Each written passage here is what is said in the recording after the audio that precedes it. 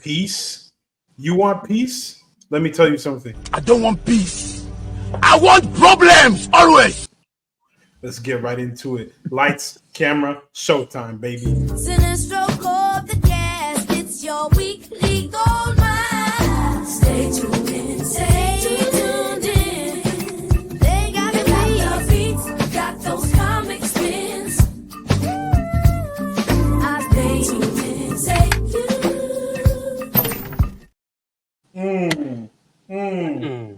What is up? What is up, y'all? Welcome back to another episode of the greatest, your new favorite podcast of all time, the Cinestro Core. We're back. We're here to talk about some shit that's just near and dear to our hearts.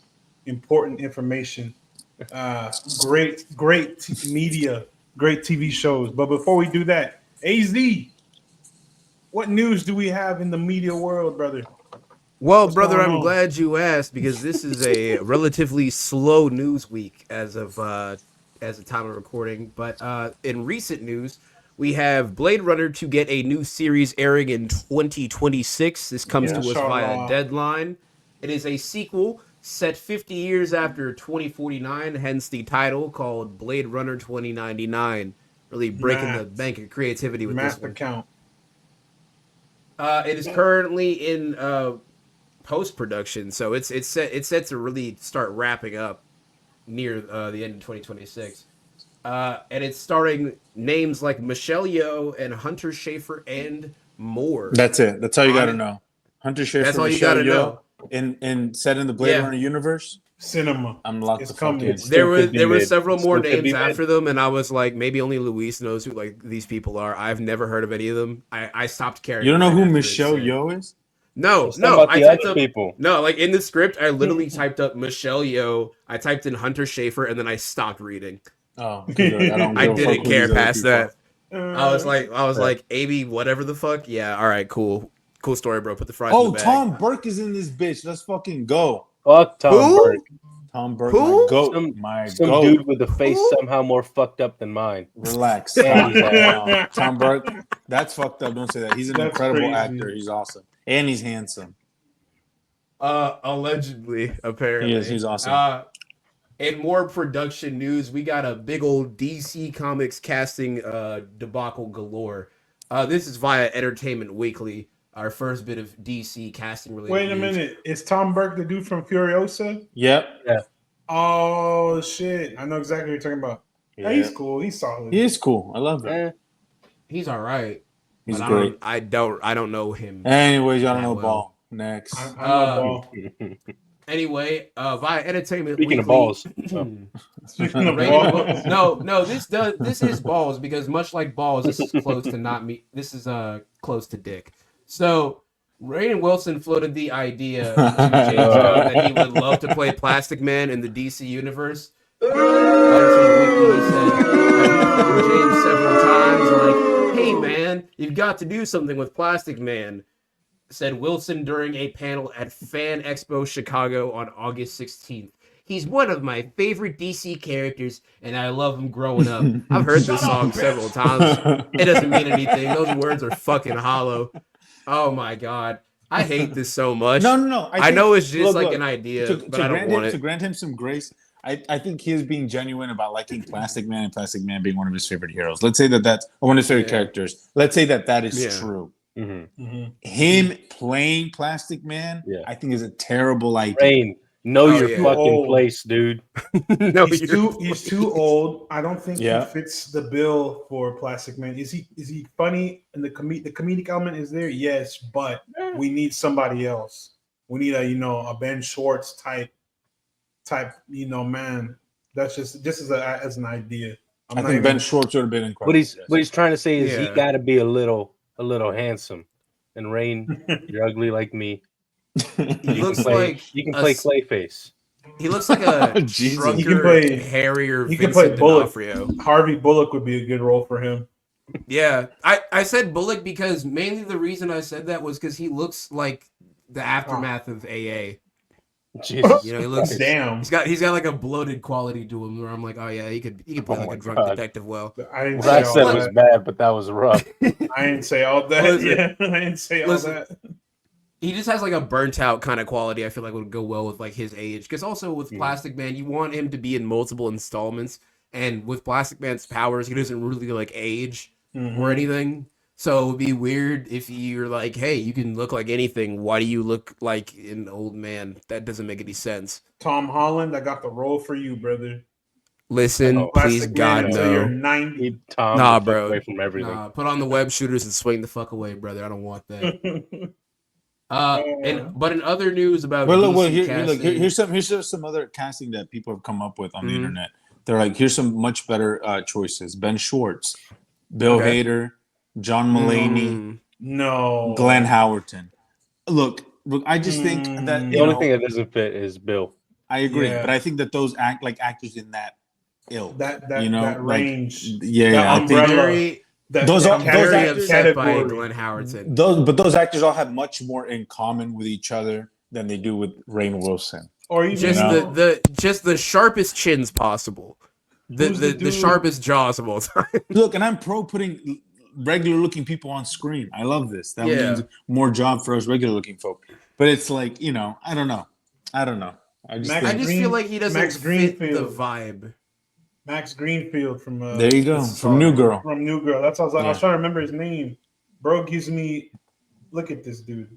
Tell me this is not. Put some like 2000s Come on. Kanye glasses on him. Tell me That's that's not perfect. Plastic Man. That's Get that perfect. 2008 sitcom looking motherfucker away from me. I That's don't- exactly what we need. That's what we need. No, Nah. he needs to stay unemployed. Get him out of here. Look at him. he's good. I think out of Plastic Man to the T. no, Yes.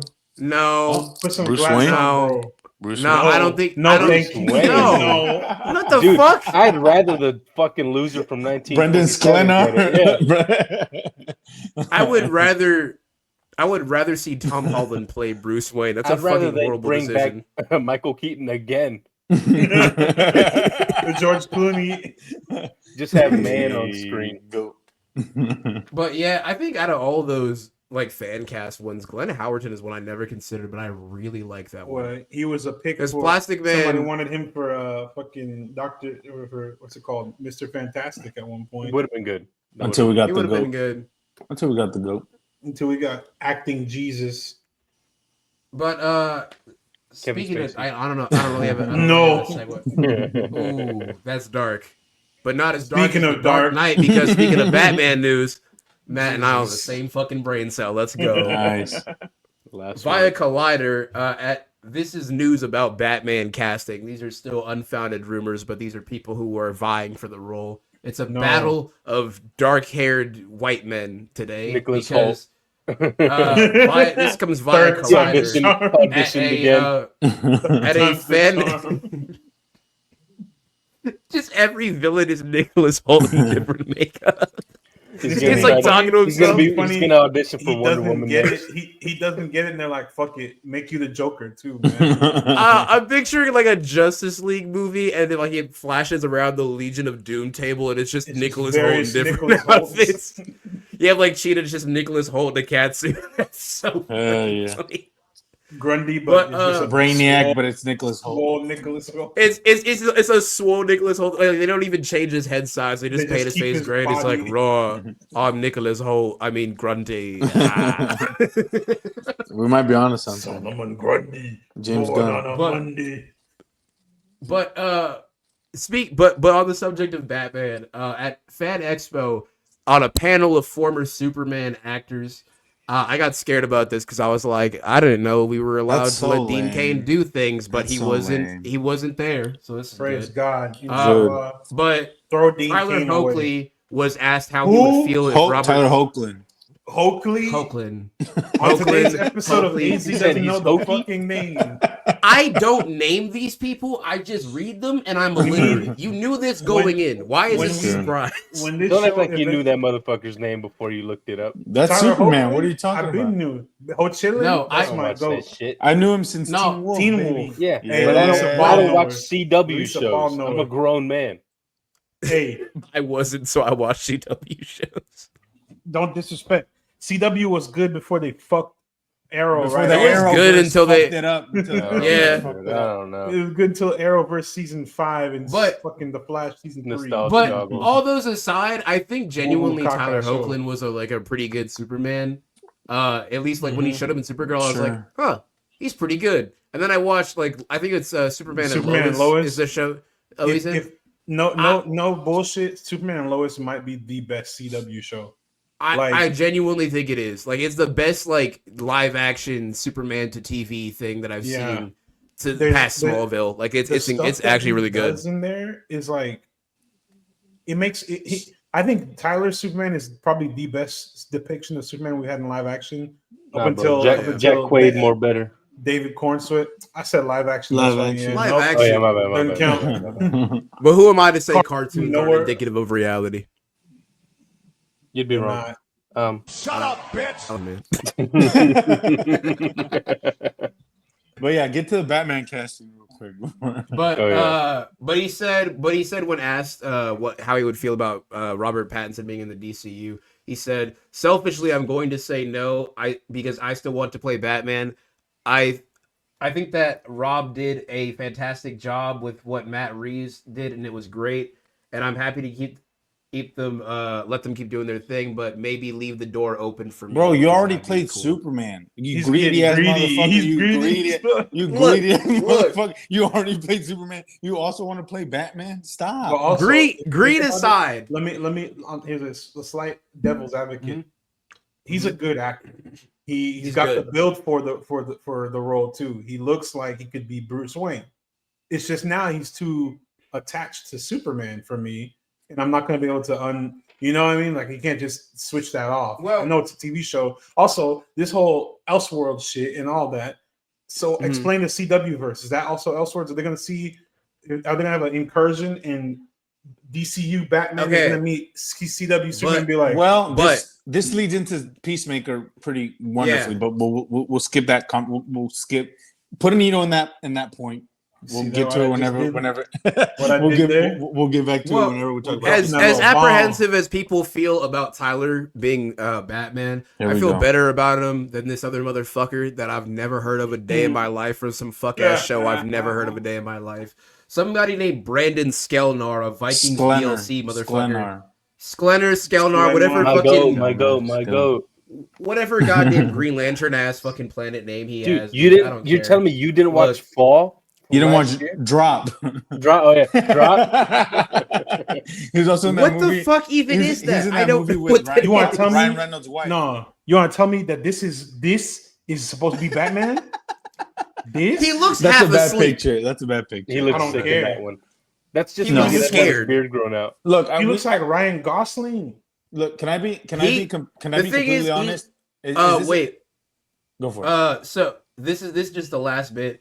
The rumors have been circulating for a while, but it was also doubled down recently in the past couple of days because there was an interview for HBO that James Gunn did where he was like, "Oh, I've been watching 1923 and it's a good show. I'm James Gunn," and that has Brandon in it.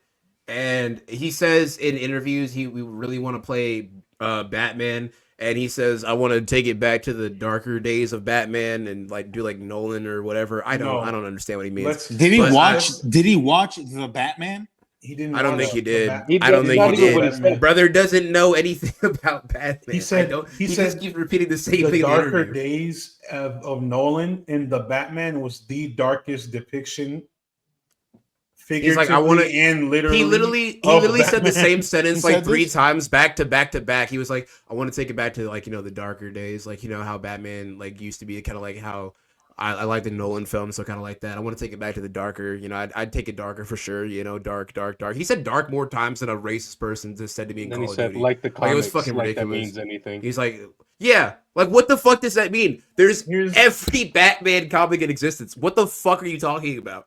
This is my What- thing. Look, don't oh cast my God. don't cast this man as Batman. Cast him as Wildcat and move on. That way he gets to Wildcat be is- Batman. make him Make him fucking be Slade. Catman. Make him Slade. Who gives a fuck? But No. here's my thing. My thing is Have him be 2 Robin. points. 2 points. One. 40-year-old Robin. First point. I don't think every actor that gets cast in like a comic book movie needs to be familiar with the comics or with the lore or with the history of those characters. I think Needs to that's. have the I phrenology. think that's kind of a part, like a side, right? Sometimes I think that can Right. be bad, in fact, because I think it kind of messes with the actor's performance. I think I want a good actor who can act well and has a good process and is good technically, so we can get a good performance out of it. One, so that I have no problem with him not knowing shit about Batman. But the second point is, I think that James Gunn's, if they're not bringing Matt Reeves' universe into DCU, which I'm a believer, but I know it's not going to It's a happen. mistake. It's not It's happening. really a mistake. It's I not- don't see how it's- that would feasibly work. It's not going to happen. I think his casting of Batman is as important to the DCU as the X-Men is to the MCUs.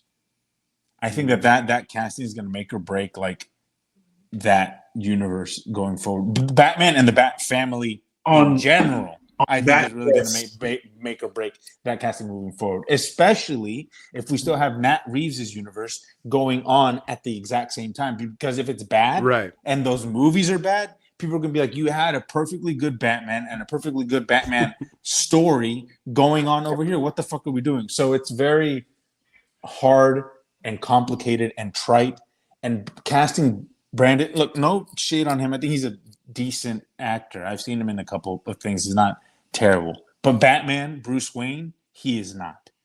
Now, So thank I just you. think This is Bruce Wayne Now- and Batman. This is who they need to talk to my boy. Who the Tell fuck me is this that guy. I guy? keep That's getting Nate Mann. very upset because every My single dog. time, like even when I was And then typing up the show about notes, Bro, think about it. You know, whenever they be switching places, Batman and Superman switch places in the comics and cartoon shows and all that. Tell me, do you Yeah. think Brandon Skelnar's face is gonna look any bit of similar to David Cornswell? Now look at this man right here.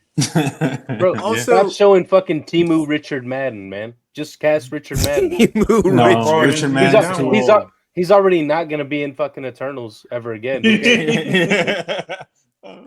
No, but what Luis said earlier, Luis said something earlier that's very, it strikes up a good point. When we were discussing the casting of Superman years ago, we're like, this is the most pivotal, and most important casting that James Gunn has to make. While we were right then, but now that we've seen the success of Superman, the new most important casting is Batman and the entire Bat family. These are people who are going to be integral to the foundation of the Justice League. Through all the different. But it's characters and shit like because that. Matt Reeves' universe existed. If we didn't have that, then who gives a fuck? It would Whoever just you be cast as whatever. Batman is Batman. You just compare him to everything that's come before. But the fact that we're currently getting Batman movies that are great. One is great. We'll see what the second one is. I'm sure it'll be 2 incredible. Greater, I'm sure it'll be greater. incredible. I'm sure it'll be incredible In too. 2030 when we But the get fact that you have Batman movies that are apart from the DC universe happening at the same time as the main DCU timeline is just incredible. It doesn't help. It doesn't bode well for James Gunn and his universe. So that's just why it's so kind of like, I think it's such a important thing moving forward. I think it's getting to where we've like been so force fed a lot of like multiverse content and a whole lot of like different spin-offs and reboots in the past couple of years, right?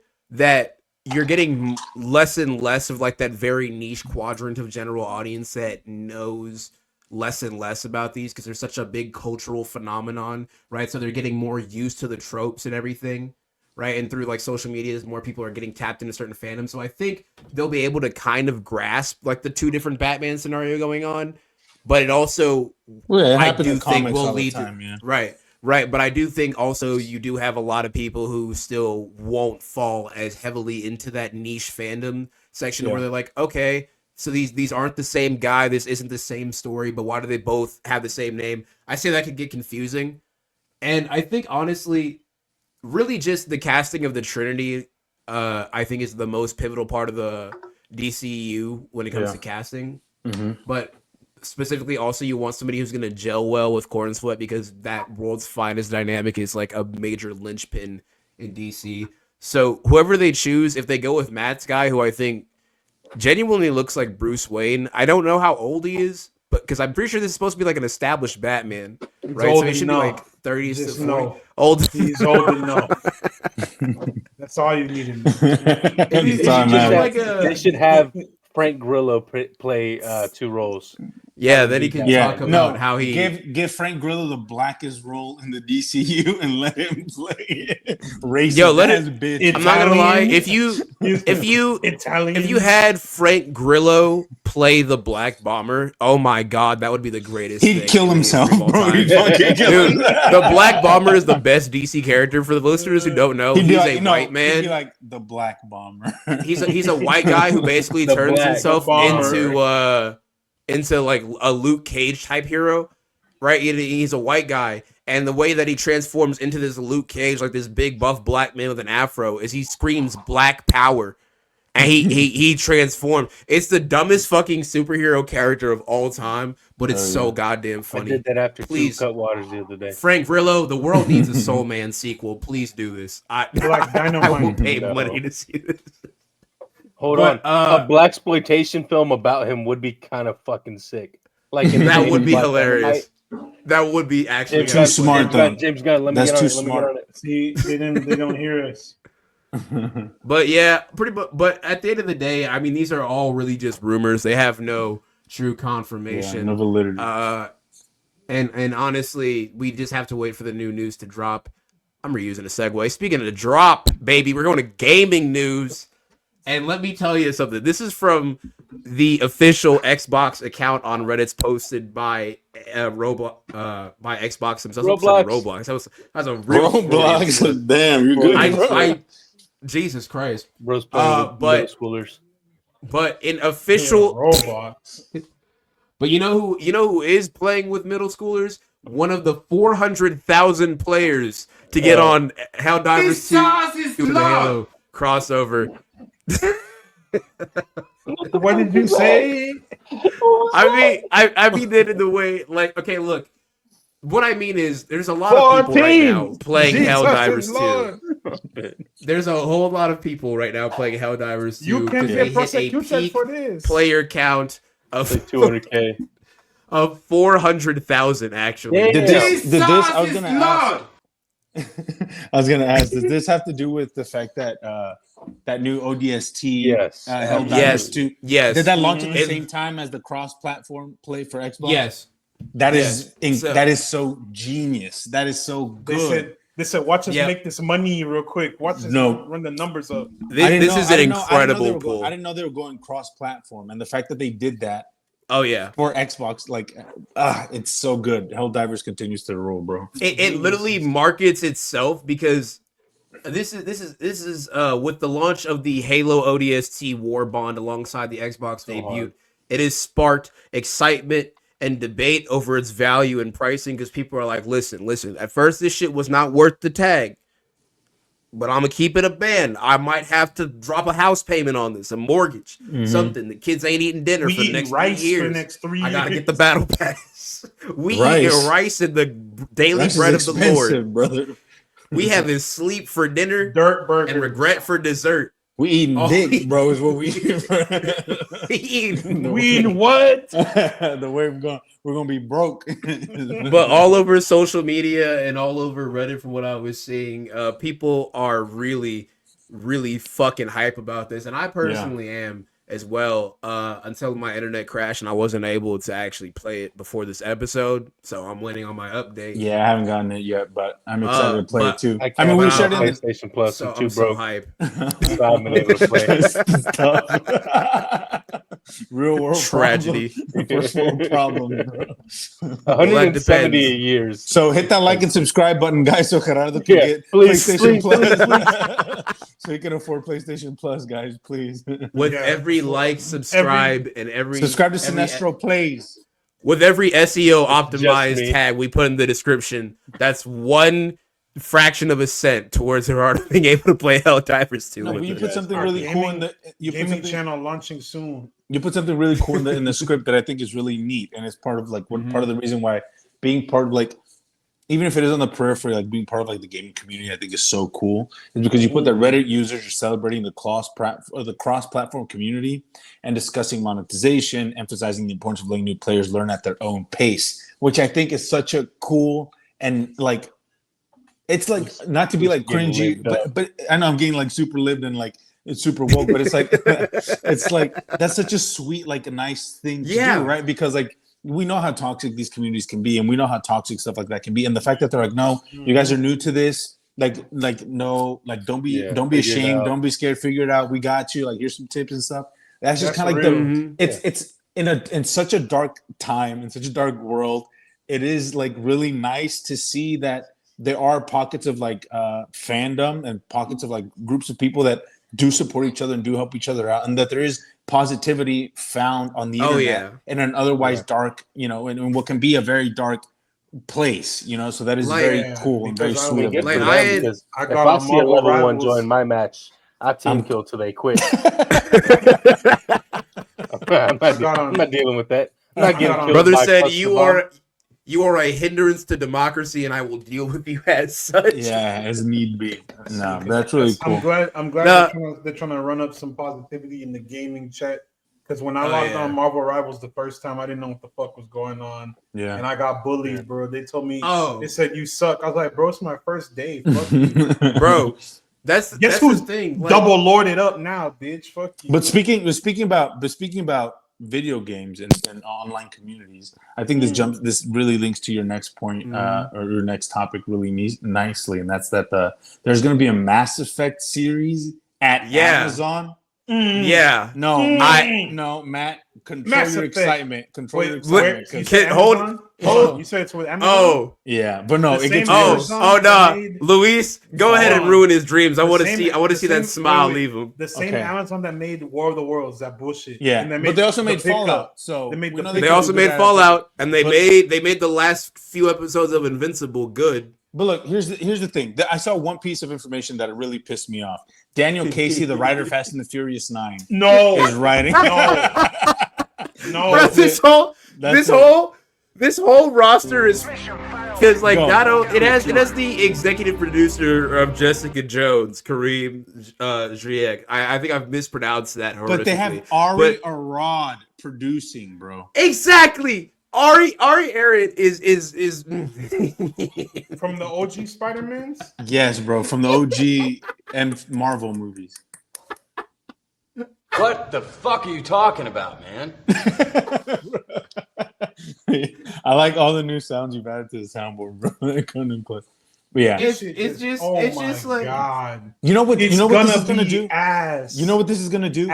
People are like, people are like, the industry is like, oh, video games are the new comic book movies. There's so much IP that you can mine, and now that we know that you can make good projects out of them, this is great. This is gonna people are gonna be like, actually, psych. This one's ass. Maybe we should be careful about what we adapt because Luis, it's worse than we thought. What? It's worse than we thought. What's so that wasn't a typo. I thought it was a typo. It's not Avi Arad, the patron saint of ruining Marvel movies for years to come. Who is it? It's his son.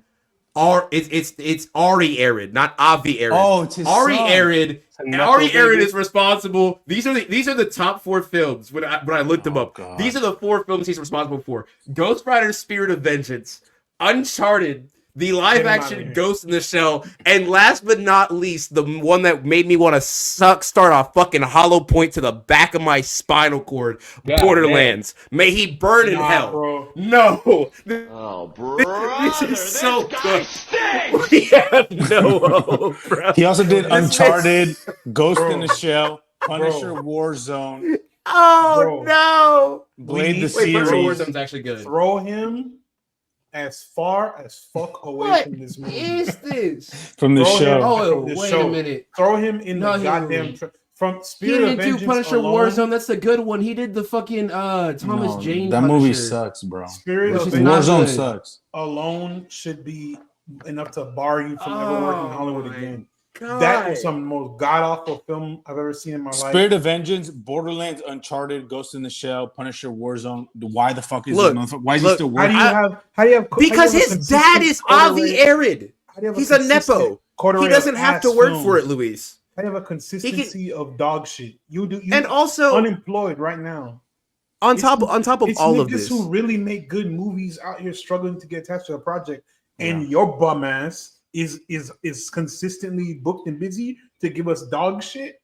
It's gonna get canceled. It's gonna get canceled after the first season. It's fine. I'm gonna be honest. I really do find it absolutely ass effect. Ass effect. That's actually good. That's solid. Hashtag ass effect. I'm just so incredibly frustrated because, like, I think aside from David, I'm the only one of the pod that saw Borderlands. I'm the only one that went to the other side and lived to tell the tale. And I cannot stress you enough how much I hate that movie and myself for watching it. I hate the families of all those involved. I don't want this to happen. I want this show to not happen. Oh my god. He put fucking Scarlett Johansson in Yellowface, and they're like, no, give him more work. Give him more work, please. That show's gonna be my ass. god.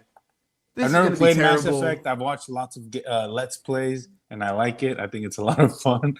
This show's gonna be 2 packs of dog dick. Doesn't count. Here's the thing, like, yeah, they don't count. But Mass Effect is really beloved. I think up until there's like a reboot or kind of like a 343 handoff. Right? No, it's like the same thing with like Halo and 343 with Bungie, where they handed off the series to some other motherfuckers. Oh yeah. And then it's Andromeda, the one that looks like it's made out of deep fakes. Dick. Yeah, so so Mass Effect is no stranger to like getting progressively worse as it goes on. So let's see if it changes course. Speaking of changing course, of being ass in the TV show.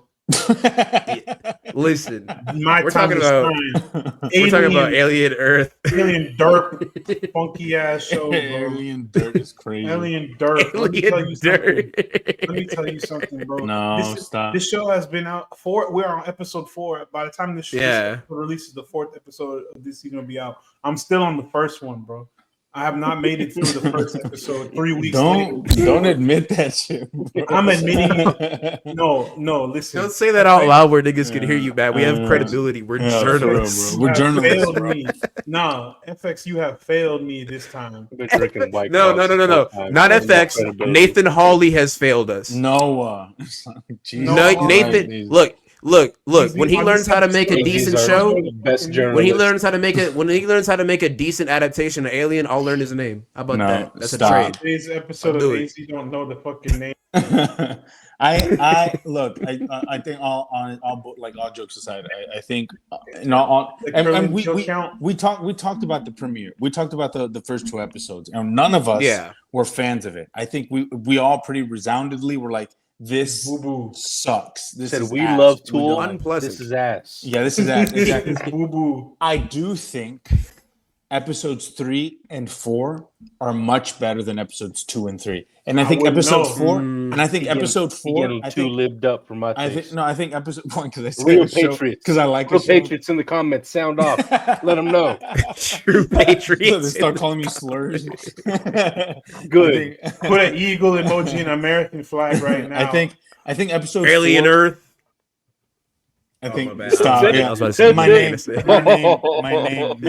Mexican Romulus, and I think it's. I think episode 4 is honestly much better than the first 2 episodes, and I think even in episode 3, which I think was kind of like where we started going on course, and I'll tell you why. I think like for Matt, for example, who hasn't seen it. And Gerardo hasn't seen it either, because they're kind of down. Been busy, and kind of down on the show too. There's no sense of urgency because you're like, why do I want to keep watching something that hasn't really won me over? And I think episode 4 is a good kind of like they haven't even shown Nemec naked yet. Exactly. I think it's a good way. It's a good way to kickstart people's kind of interest in it. I think what I really liked about episode 4, which is called Observation. And this is the plot line for it. It says an unexpected connection is formed while a covert plot puts everyone in danger. Let me Okay, guess, so that's let me essentially guess. Yeah. It's Nemec and someone else. nice. No, okay. Anyways, Oh, fuck. but what I really like about this episode is that it really gets into like the world building that I think was really lacking and missing from the first two episodes. It felt like episode 1 and 2 just kind of dropped us into something. It was like, here you go, here's the alien killing shit, boom, done. And we're just like, whoa. What's up with this world? Where's the lore? Where are the characters? Where are the relationship? What's going on? Episode 4 does that very, very well. It really focuses on kind of like the corporate espionage aspects of it. It really focuses on Boy Cavalier's kind of Boy Cavalier's Elon Musk's kind of like sadistic, like fucked up, like really like his interest in these aliens and these experiments that they're doing, and it really focuses on what's the company that he founded? Not Utah. It's a Prodigy. Prodigy, yeah, and it really and it really kind of shows you Prodigy's perspective. I mean, we knew that they weren't good people, and we knew how they felt about these synths, these hybrids, and how they felt about them. But they really straight up tell you they're property, they're not human beings, they belong to us, and we really kind of see this evil underbelly that we knew was brewing all along, and now they're really finally developing the relationship between Sydney Chandler's Wendy and Joe, Alex Lothar's character, Hermit. And it's like, it's like, I really, it was a nice change of pace from the first two episodes, which felt really like bland and soulless and flat. These two, boring. I know, but this episode really was kind of like Noah Hawley being like, okay, here we go. I'm going to write. These are the ideas that have kind of been interesting me about this world, and I'm going to put them on paper and then put them on screen. And I was like, yes, now we're talking. Now I'm clicking with this. Now we're getting somewhere that I think is interesting. And so that's a problem.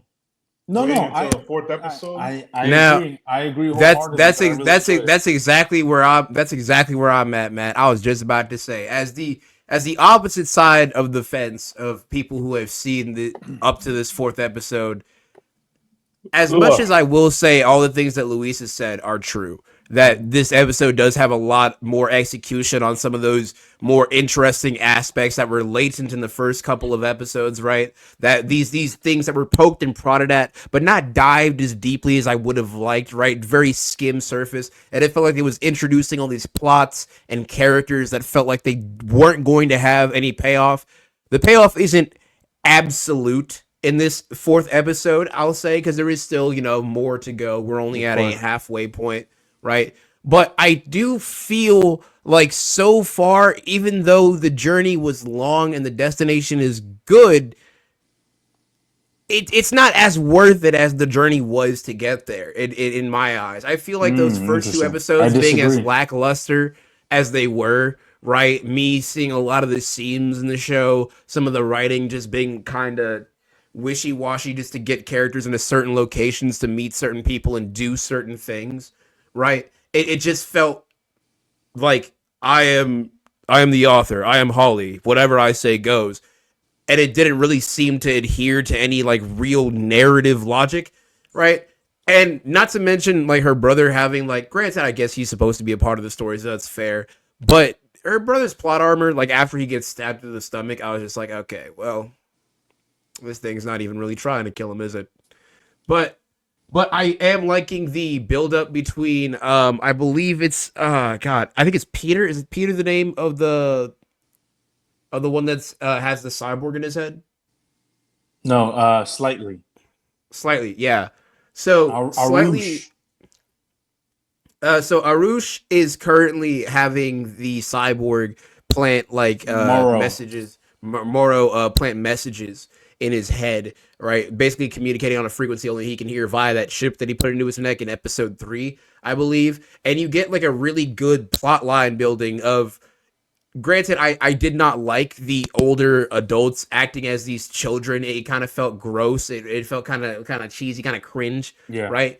But I feel like in this episode, that innocence, that childlike kind of will to see your loved ones have no harm but follow them, that kind of it worked. in a sense, it worked much better in this episode because what happens is Moro is he doesn't necessarily kidnap, but he's at the house of Arusha's mother, and she finds out not only is her son alive, but that she might be in danger, and Arusha has to essentially go into the lab and lure somebody towards one of the facehugger eggs. I'm assuming to either lead to another xenomorph forming that somebody can then that they can then sneak out, that they can then sneak out, so they can or possibly kill at everybody. the same time also to kill everybody. You know, take a hit to Boy Cavalier and Prodigy and everything. You know, help out Utani in like the best way possible. But I do think that subterfuge is nice. There's also I agree. I really believe like her name is the red haired girl. I am terrible with the names in this show. Nibs.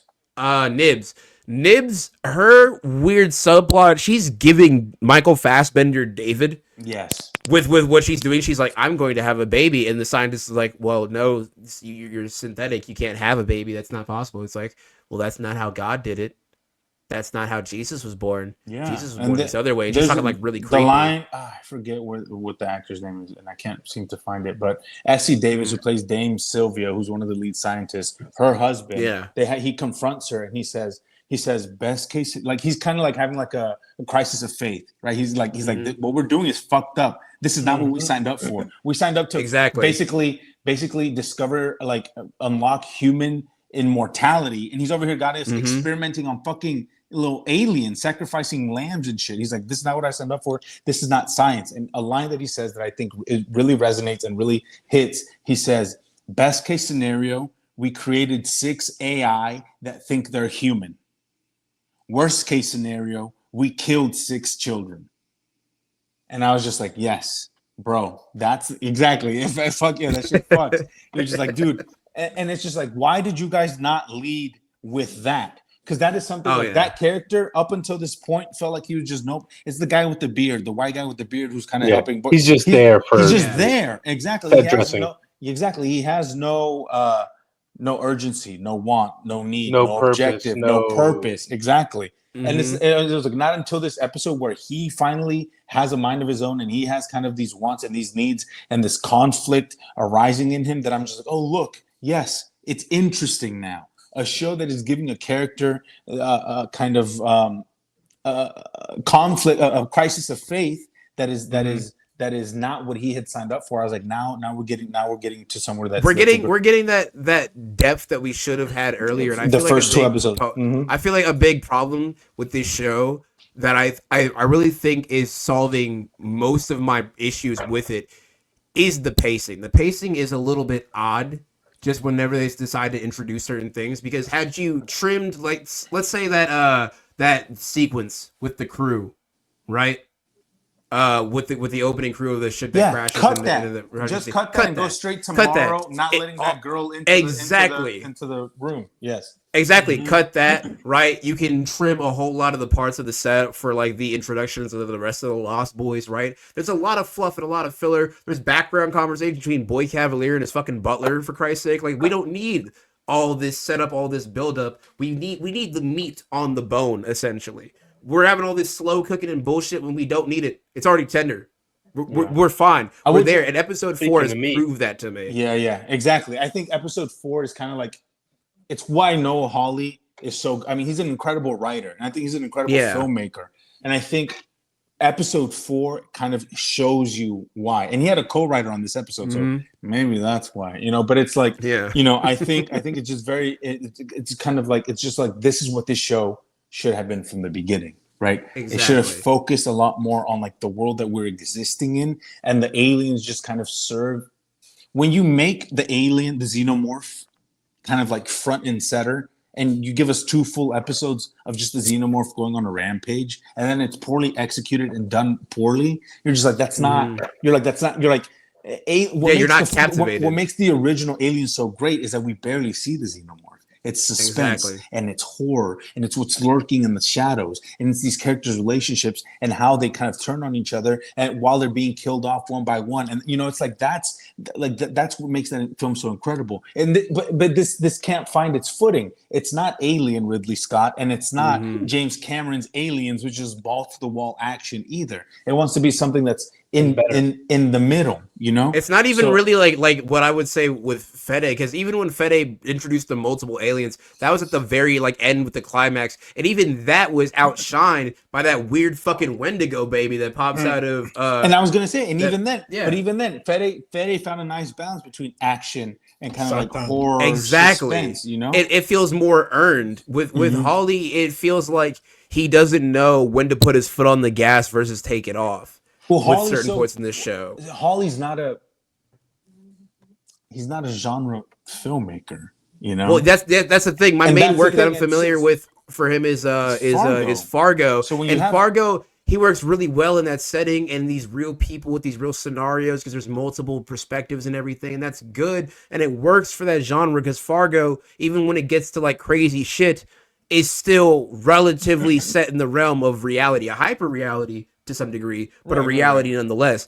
This is an entirely different ballpark for him, and I feel like him finally going for a swim as opposed to dipping his toes into the alien mythos and giving his mark on it is closer in this episode than it has been for like the past. It's closer. It's closer to what we know he can do. Exactly. And that's exciting because I'm like, okay, I know what you're capable of. This episode really showed me that. And it's like, and I think it's all kind of coming together. And I just want to give props to like all the actors in the show because I will say that one thing I am very impressed about this show, despite everything, is that I do think the performances are incredible. I think Sydney Chandler, despite being a nepo baby, I think she's incredible as Wendy. I think Babu Cisse, who plays Morrow, is out of his fucking mind. Oh, He is yes. so fucking good. And I think, you know, like the supporting cast, like Curly, Arana James, all the other kind of like the hybrids who exist, I think are all really good as well. The guy who plays, like you said, his butler, Adrian Edmondson, who plays Adam. So it's like there's a lot there. And I think There's also that maybe now this is when the Timothy show will kinda- Timothy Oliphant. I really Timothy also like his Oliphant, character. exactly. Just being a weird little freak. I don't know what he's Kirsch. doing, but I like him. Yeah, Kirsch. Exactly. I And like the him. And see, and that's what I liked about this episode is the fact that Kirsch catches on to Slightly and Morrow's kind of happenings and going on. I'm like, yes, that's good writing because in any show that he would not have discovered what was going on until episode 6 or episode 7. But Kirsch catches on to it right away, you know? And I was like, yes, that's good for his character because you're showing us how smart he is, how not reliant on anybody else he is, how kind of like how independent he is. And so that's just really, I thought that was very smart writing. I don't know. I'm really, I'll wrap this up. I'm just really excited for where this show is going.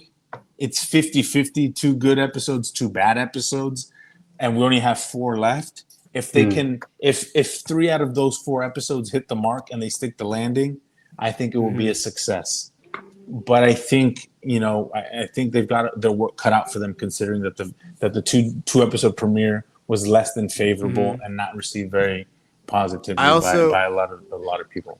I also will say this episode had me doing something that the past 3 hadn't done, which was actually thinking like theories of what could happen next. And I've had this sinking feeling in the back of my head that, for one, I do love the fact that when that Xeno pops out of the lung of her brother, that that before that happens, Moro's on the phone with Arush and he's like, "You gotta just watch them just for a day or 2." And I was like, "Oh, thank God they brought that back," because I'm sick of it being like less than a DiGiorno pizza worth amount of time for a full grown Xeno. It adds to like a cartoonish level of threat to it. And look, and there's cool shit that Noah Hawley's playing with, like the fact that Wendy can kind of like understand, like communicate with them, and kind of she's like the xenomorph whisperer. I think is cool and interesting what they do with that. Because there's only so much you can do in this world that hasn't already been explored,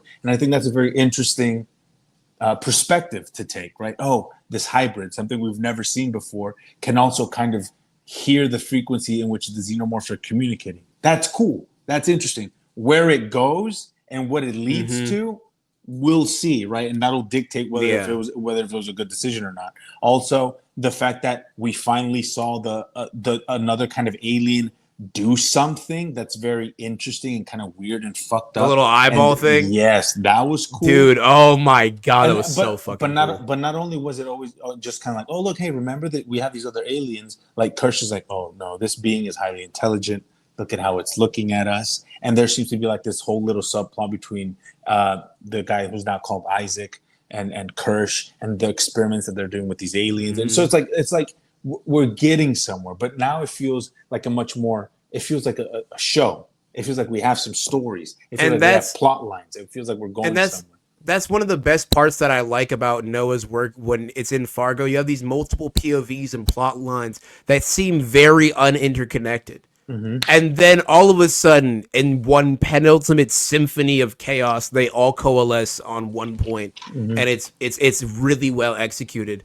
And due to the fact that these multiple plot lines are going in directions where I'm like, okay, I'm not entirely sure what's going to happen, but I am very curious. I also like that weird little eyeball thing, how whenever the sheep gets up, it gets up and it starts walking, but it walks wrong, and it stabilizes the brain waves as well of the animal that it possesses.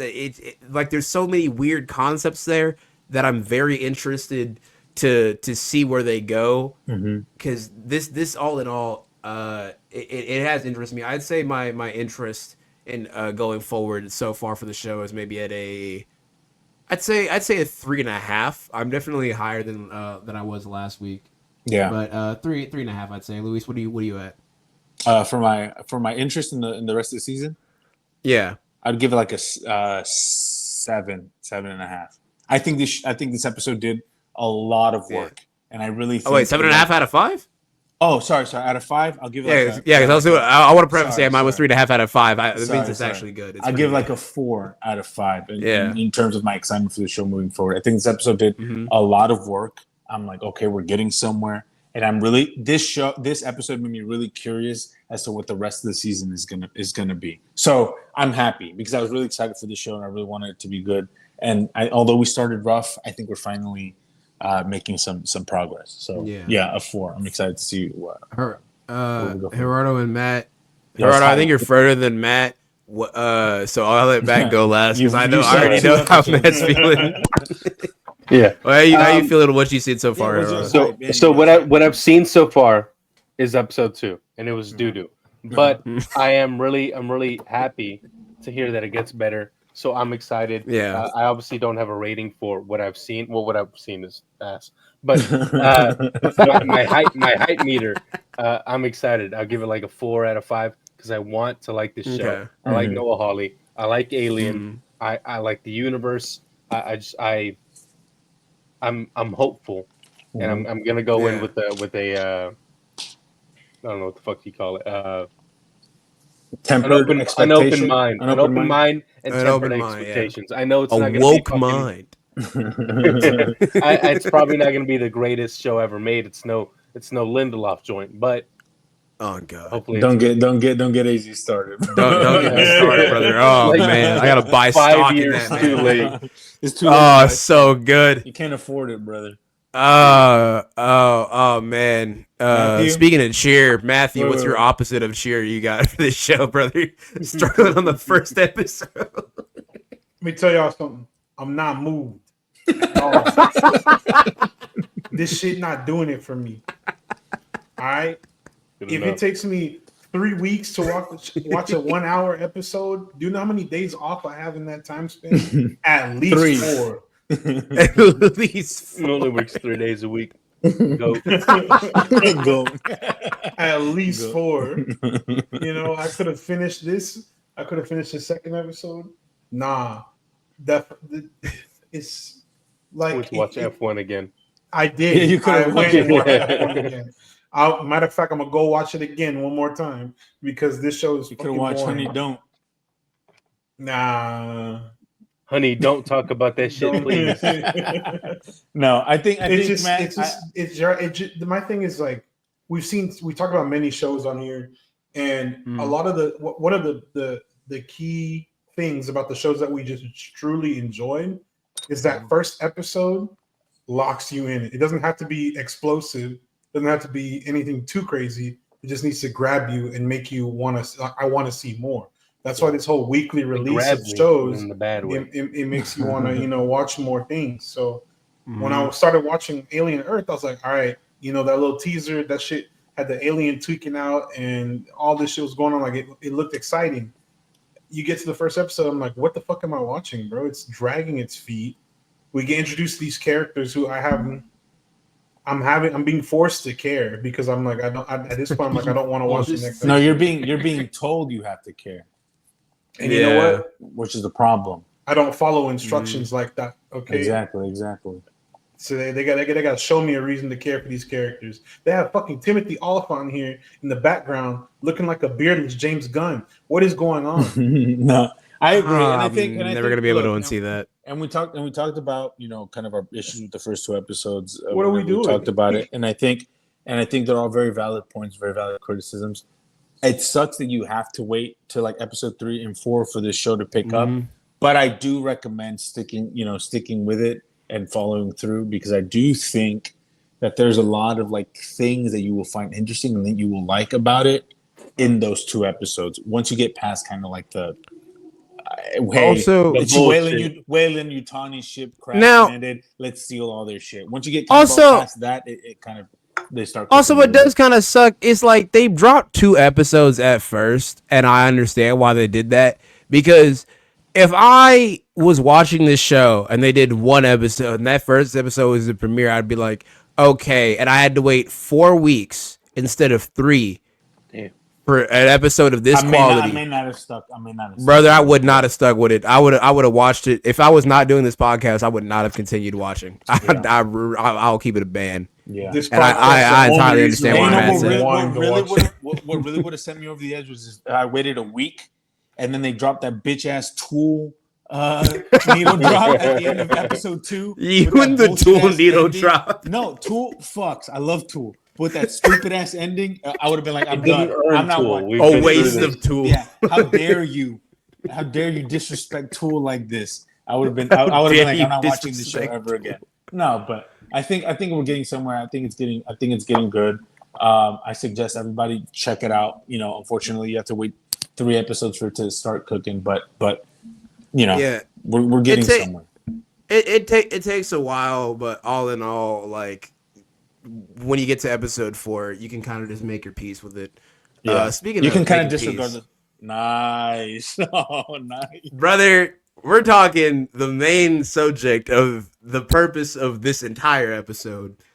Peacemaker season motherfucking 2 has premiered, Episode and 1. and Lord, listen, I'm so happy. I got a couple little mini notes here, and this is quite fascinating. It is up to 44% higher viewership than the season 1 finale for just its premiere, which is goddamn. And on Rotten Tomatoes, as if that site means really anything, it is at a very even balance between critics and audiences of 92% with critics and 87% with audiences, which that's a damn fine ratio. That's impressive.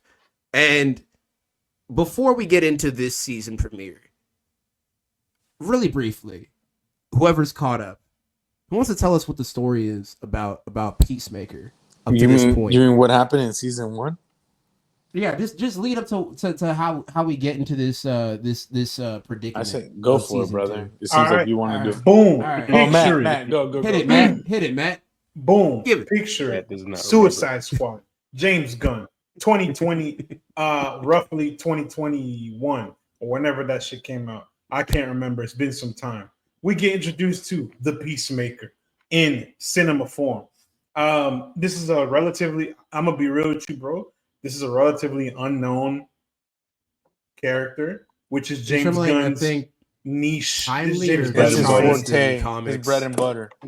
When Yeah. it comes to taking people who no one, like only like five people on Earth know about. Bye, fellas. Yeah, five niggas on Earth know about. Yeah, James Gunn know what he's doing with these type of characters. So we get season 1 coming after being. But I think Peacemaker it's very important to note that he started writing season 1 of Peacemaker right after he finished Suicide Squad, which I think is very indicative of John Cena and his performance and the character and how much fun that character is and writing for him and for writing for John Cena that I think it's important to note that going into season 1. But yes, continue. And, Sorry. you know, this gives credit to John Cena's ability as an actor. You know, the stuff we've seen him outside of WWE, the stuff that I've seen him in is like shit like Ricky Stenicki, Heads of Satan. I'm like, this is like ass. But then you watch Peacemaker and I'm like, whoa, this dude can act. Like, His what is script is what is the difference. No, he's good in everything he's in, even if the project is bad. Yeah, he's good. It's just I watched a project's movie some with shit. John Cena and Aquafina, and I'm not gonna lie, he was the peanut butter wrapped around the dog heart pill that I had to take. That was Aquafina. Like I was genuinely tolerating the movie. I was like, oh, he's fun. I know He's exactly what delightful. movie you're talking about. That lottery Anyway, one. but yeah. recap season 1 real quick. Recap season 1. Yeah. Oh So yeah. Oh yeah. Peacemaker is a character who is willing to fight for peace no matter what. Meaning he'll fuck How many up any men, nigga. women, and children he has to He'll kill. kill. He'll do what's necessary to achieve his goal, which is ultimately peace. In season 1, we find out that he's dealing with a lot from his time in Corto Maltese in the Suicide Squad. He's dealing with the outcomes of that. He's now working with excuse me, these Argus fellas here, and to uncover some deep alien subplot or I don't know, main plot, whatever you want to call it. Yeah. And A that's scheme. basically it. Also, we find out Scheme. his dad's racist. He kills his dad. He's the white dragon. Woo! Klansman down. Great day for me. Very on the news. That was a red dress. He falls in love with this blonde woman here that you see on the picture, James Gunn's in real life wife. She plays Harcourt in this series, and he's trying to Control like yourself, love on her Hannah. and all this shit. And then Didn't do anything. It's a control we get yourself. we get the better version of Deadpool versus Ryan Reynolds. Deadpool here, Vigilante, my mentally ill king. Economos bitch ass, dyeing his beard, and of course Adebayo, daughter of Amanda Waller, probably And my Eagly. favorite. My favorite Can't character. forget Yeah, and Eagly. then Eagly, can't forget Eagly, my nigga. Best He part of really Minecraft. is. That's part of Minecraft. Oh, but no. but it's been quite the journey for Peacemaker. Yeah, so basically they form and- a little team. They Yeah. save the day.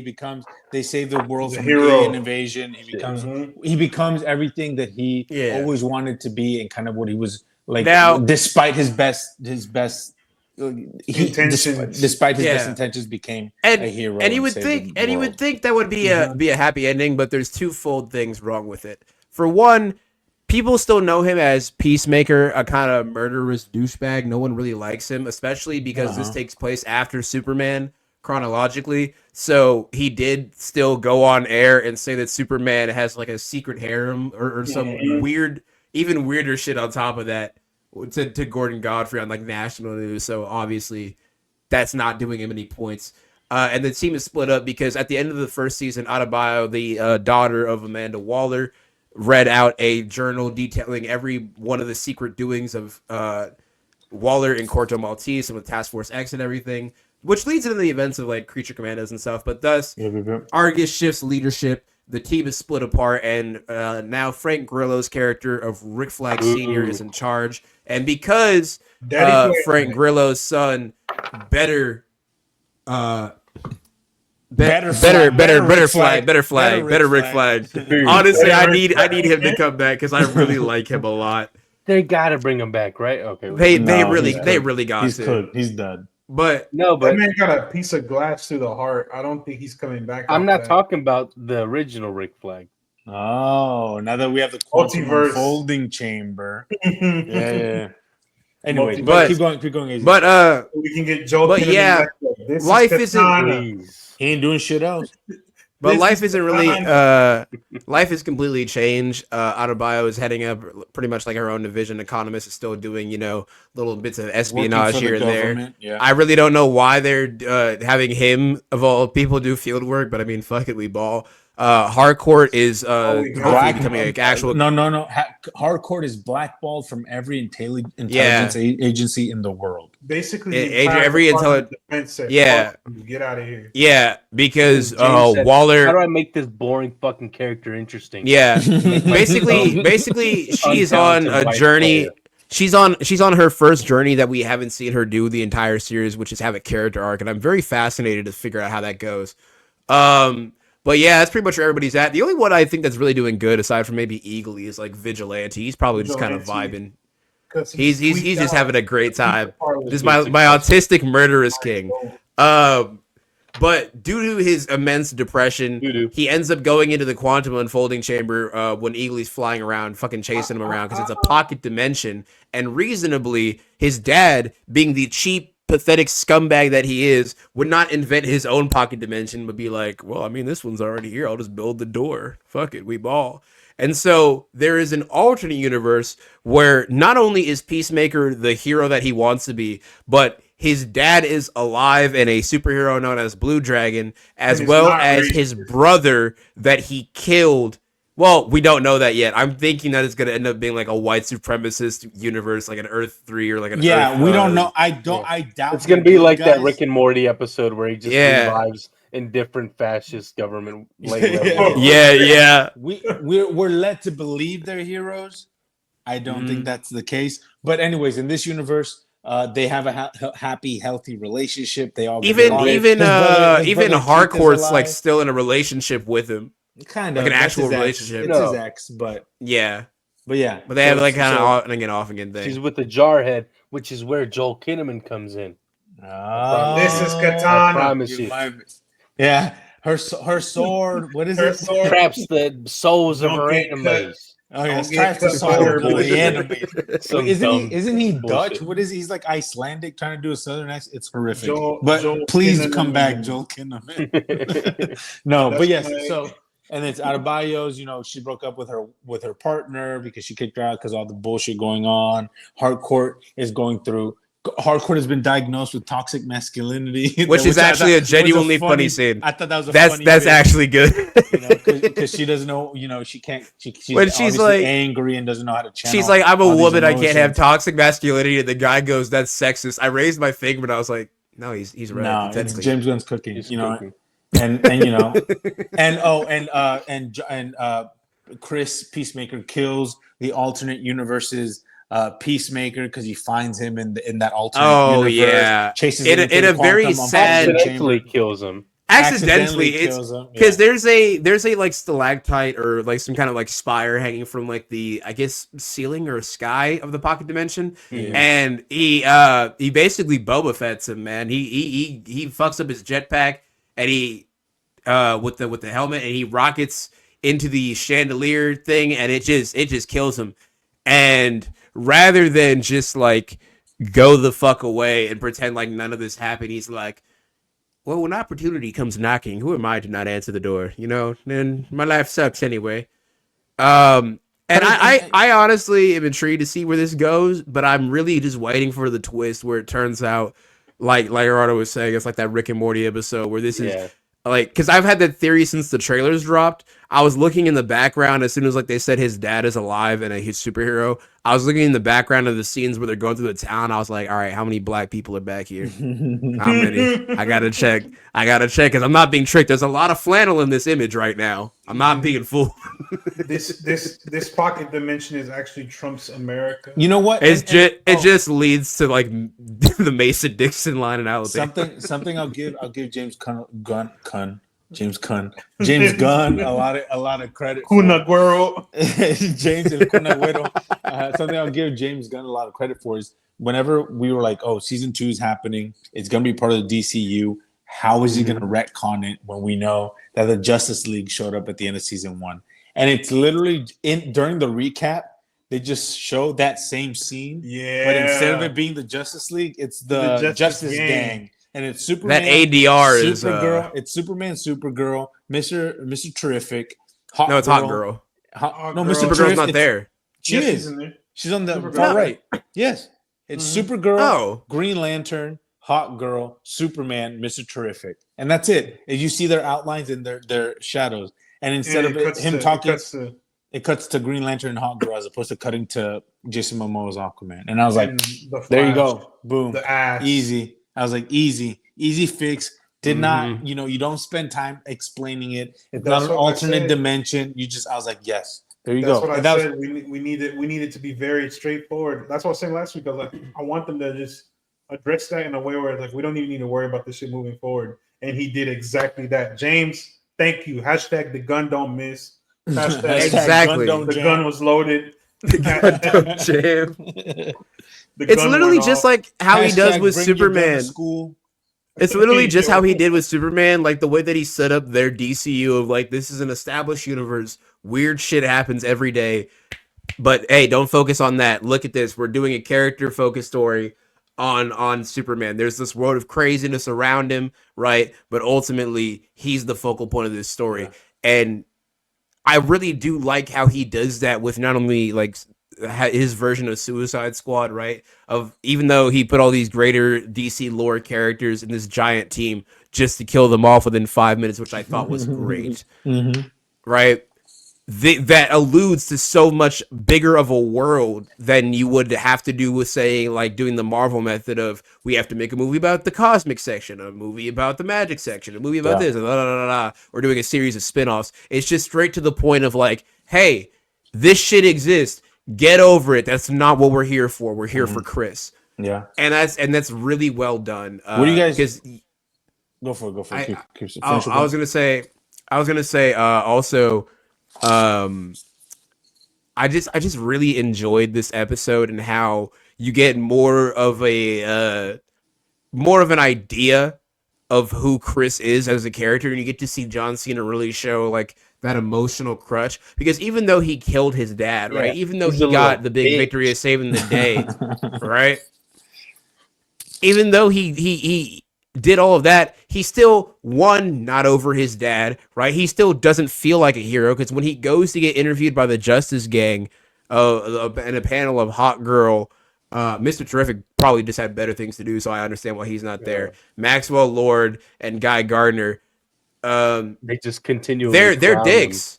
They don't realize that the intercom is on, and they probably just don't care. And they were just acting like it. I loved that. I thought that was so It funny. There's one point where they're like, oh my god, look at this guy, dude. Look at this fucking weepy willowed shit sack over here. Like they're basically throwing whiplash insults at him. And I'll so comment on sad. this because I know that this is some pushback that Graham has had on James Gunn in general. He hasn't watched season 1 of Peacemaker because he oftentimes finds James Gunn's sense of humor kind of grating. And Yeah. I think that is a fair criticism. I'm of the firm belief that either you fuck with it or you don't. And unfortunately, I fuck with it heavy. I think I do as James well, yeah. Gunn is hilarious. I think the shit that he writes is hilarious, and I think it works. And I think that it is the perfect balance of earnestness and comedy and edgy humor that kind of gets it through the episode, right? Because the whole episode is filled with like moments of earnestness and like heart and like a tender moment, and then a moment of like just cool action. Like the hardcore scene of her like fighting like in the bar is like tried and true, and it's like tropey and it's whatever, but the action was good, and you're just like, hell yeah. You know what? You may not like her character, you may not like the actress, but this is a cool scene, and it propels the plot forward, and it propels like you understand why her character is doing it, and then you move on. And then there's moments of humor and comedy, like the giant orgy, and that's being the reason why he decides to go into quantum. That was funny to you? chambers. That was Dude, beautiful. no, that was great. That was great for me because last week when we were talking about like the Let me tell interviews you that James something, Gunn did man. about the premiere, and I said there was and I read off dancing orgy. Matt was befuddled. Matt was like, "What the fuck do you mean?" Matt, what And were your finally thoughts getting on to see that? the execution? Matt, what do you think? Being the most shocked and appalled by this Brother. scenery. I don't know what I was expecting, but that was not it. First of all, okay, so Herogasm 2.0. it was even worse than that. Herogasm, but I think better. it's worse. Because I think it's better Herogasm. Herogasm, but good. Herogasm, we knew it was coming. It was gonna be some stupid, crazy shit in line with the boys' comics. Peacemaker went home and was all sad and mopey sad and pulled out Boom. the Next thing you know, Colombian orgy. Bam Bam. all of a sudden it's dicks and just coochie out everywhere, and it's craziness. I was like, yo, are we watching Peacemaker or no? But And I said, Freakmaker? but see, how do look, I look, get invited? yeah, but like Freakmaker, man. Freakmaker. I think that's why. Like, I think that's why James Gunn is so good, because he can find like that perfect balance of like, that is a very like kind of like sad scene, you know? It's Peacemaker being like, I'm alone. He's I depressed. have nobody. He's surrounded yet. He's by himself, I'm surrounded We yet get but it. lonely. Exactly. It's kind of on the nose, but at the same time, it's very like, you're just like, yeah, it works, you know. And he's surrounding him with all this ridiculousness. There's tits, and there's people fucking, and there's drugs, and there's music, and it's crazy too. and it's crazy, and it's insane, and it's overwhelming, and it's overstimulating. But what matters is Chris. Stimulated, all right. But what matters is Chris and his journey, and kind of what leads him to the basically the crux of the episode, which is him finding the alternate dimension in which his brother is still alive and they have a happy family. And so it's like, I just think it's so well done. And I think that's why James Gunn is so good at what he does, because people are like, oh, he's so edgy and he's like a middle schooler. And I was like, no. There's a purpose behind it. Like there's a method to the madness. He's purposefully trying to send you for a loop and make it jarring and uncomfortable and kind of like overstimulating, but he wants you to focus on the important matters at hand, which are the characters and the relationships and the story. The shock is used as more of a tool, right, within the narrative, as opposed to just like a tacked on glitter filled accessory. Like many moments in The Boys, a show that is known for its shock factor, have become. Exactly. Right. Usually it's those first season premiere bits that have those like really shocking things, and you're like, oh my god, but you become more desensitized to it as it goes on, right? Because of how granted, I can't believe I'm saying this sentence, but how seamlessly that orgy is put into the narrative is incredible. Like, I genuinely did not see it coming. I read an interview about James Gunn saying, like, yeah, that was a really funny thing to shoot. And I know James Gunn, what he finds funny is freak gun. Hashtag freak gun. Yeah, I bet it was fun to shoot, you fucking sicko. Gunn was freaked out. Hashtag James Gunn. Gunn. The Gun was freaked out. James Gunn, more like James Goon. I'm on to you, sick fuck. Hashtag my gun is cocked and loaded, baby. Cocked and loaded. No. But it was just really well done, and there's multiple moments in this that had like genuine bits of, I wouldn't say like the shock was really what I was there for, but it was a lot of the humor I feel like was working for me more than the first season was. Like for instance, there's a scene that we see with the Justice Gang interviews when Peacemaker's walking in, and White Rabbit, who's like a D-list Batman villain essentially, is running out of there. Yeah, she's like a D-list, bro. I'm gonna be honest. A-list. Like people, camel toe. people outside of like big fans of like, I think it's Jim Lee that does like a really good art of her, but like she just doesn't matter. She's like a less consequential Catwoman basically. But like she's running out of there. And crying. One of the first things is she's crying, and Peacemaker's like, okay, well, this bodes well. This is fun. And he tells like this whole story about his trauma. But there's a point in there where it was during the interview that didn't make sense to me. He's like, listen, Peacemaker, we're the Justice Gang, all right? We're not about murder, all right? And I was just like, wait. Did Hawk Girl gently set that prime minister down then? She killed a war criminal. That was okay. That's okay. No, but then like or anti-genocide in this. It's and then also fucking wild animal. It's fine. No, but that's fair. But then like also like Metamorpho and all of them like killed all those people, and I think it's probably bad guys. But they're bad guys, right? But I'm rationalizing it in my head as like, this is Maxwell Lord. He's a corporate man, and James Gunn has stated he's not really trying to make him more like his Countdown to Crisis version. He's trying to make him more like his original version, which is just like this guy who would take like B, C, and Z listers and put them in the Justice League and make different superhero teams, because he's like, hey, hey, listen, you do this sponsorship, you put yourself in a he's box just of he's Wheaties, a we can capitalist. monetize. Yeah, He's a exactly. capitalist. He's a fucking sleaze bag at the end of the day. So of course he would publicly say like, listen, we will acknowledge the murders. He would say some vague language of like, who can confirm or deny what Right. Middle Eastern dictators were dropped from what height? Who can say? What I really liked about or what I thought about when I was watching this episode was I was like, damn, dude, James Gunn is literally the perfect person to kind of helm this universe, right? Oh yeah, because I was like, look at what he did, and we're all fans of Superman, right? We all loved that movie, and I was it like, was damn. okay. I only saw it like 6 Oh my times. God. We were all like, look at what he did with that, right? And it's like people were like, oh, it's too funny, whatever. But take that movie and then compare it to Peacemaker, and it's like James Gunn Oh yeah, knows when to reel it in, right? He knows what jokes to make when, and he knows that like that tone matters, and that tone is important to depending on the character and depending on the story that you're trying to tell. And I was just like, yeah, dude, you couldn't get away with putting an orgy scene in a Superman movie, right? I disagree. I do too, but it's like most general. I would, hey, give it to me, you know. But it's No, I'm not even saying the orgy. I'm saying James Gunn does sometimes make too many jokes. I will say that. Oh, okay. You think Yeah. so? Guardians That's a little 3. bit of a pushback. Go for it. I- Guardians 3, I think, is a good example of that because, like, I think Yeah. it's a very serious movie at times, and a lot of times it's undercut by, I don't know, fucking Nebula falling on her fucking neck or something, and this Open the fucking door. Yeah, they put a fucking fart That was noise in funny. or something. That was funny. No, it is funny, but what I'm saying is sometimes he doesn't know. it And does. I like- It does. It does take I away. like Yeah. that Peacemaker doesn't have that problem. I think it signifies growth for James Gunn, or Interesting. maybe not even growth, but like he doesn't Restraint. Have to, he doesn't. No, he doesn't have to put a joke every 5 minutes because it's not Marvel. This is DC. He can do what he wants, and maybe he can hold back a little bit more. Okay, so you think There doesn't that need you to think be that a was quick. an issue? You think that was an issue? I think it was a with, Marvel issue more than it was a James Gunn with issue. the I thought it was culture a James at Gunn. the I could see Marvel. that.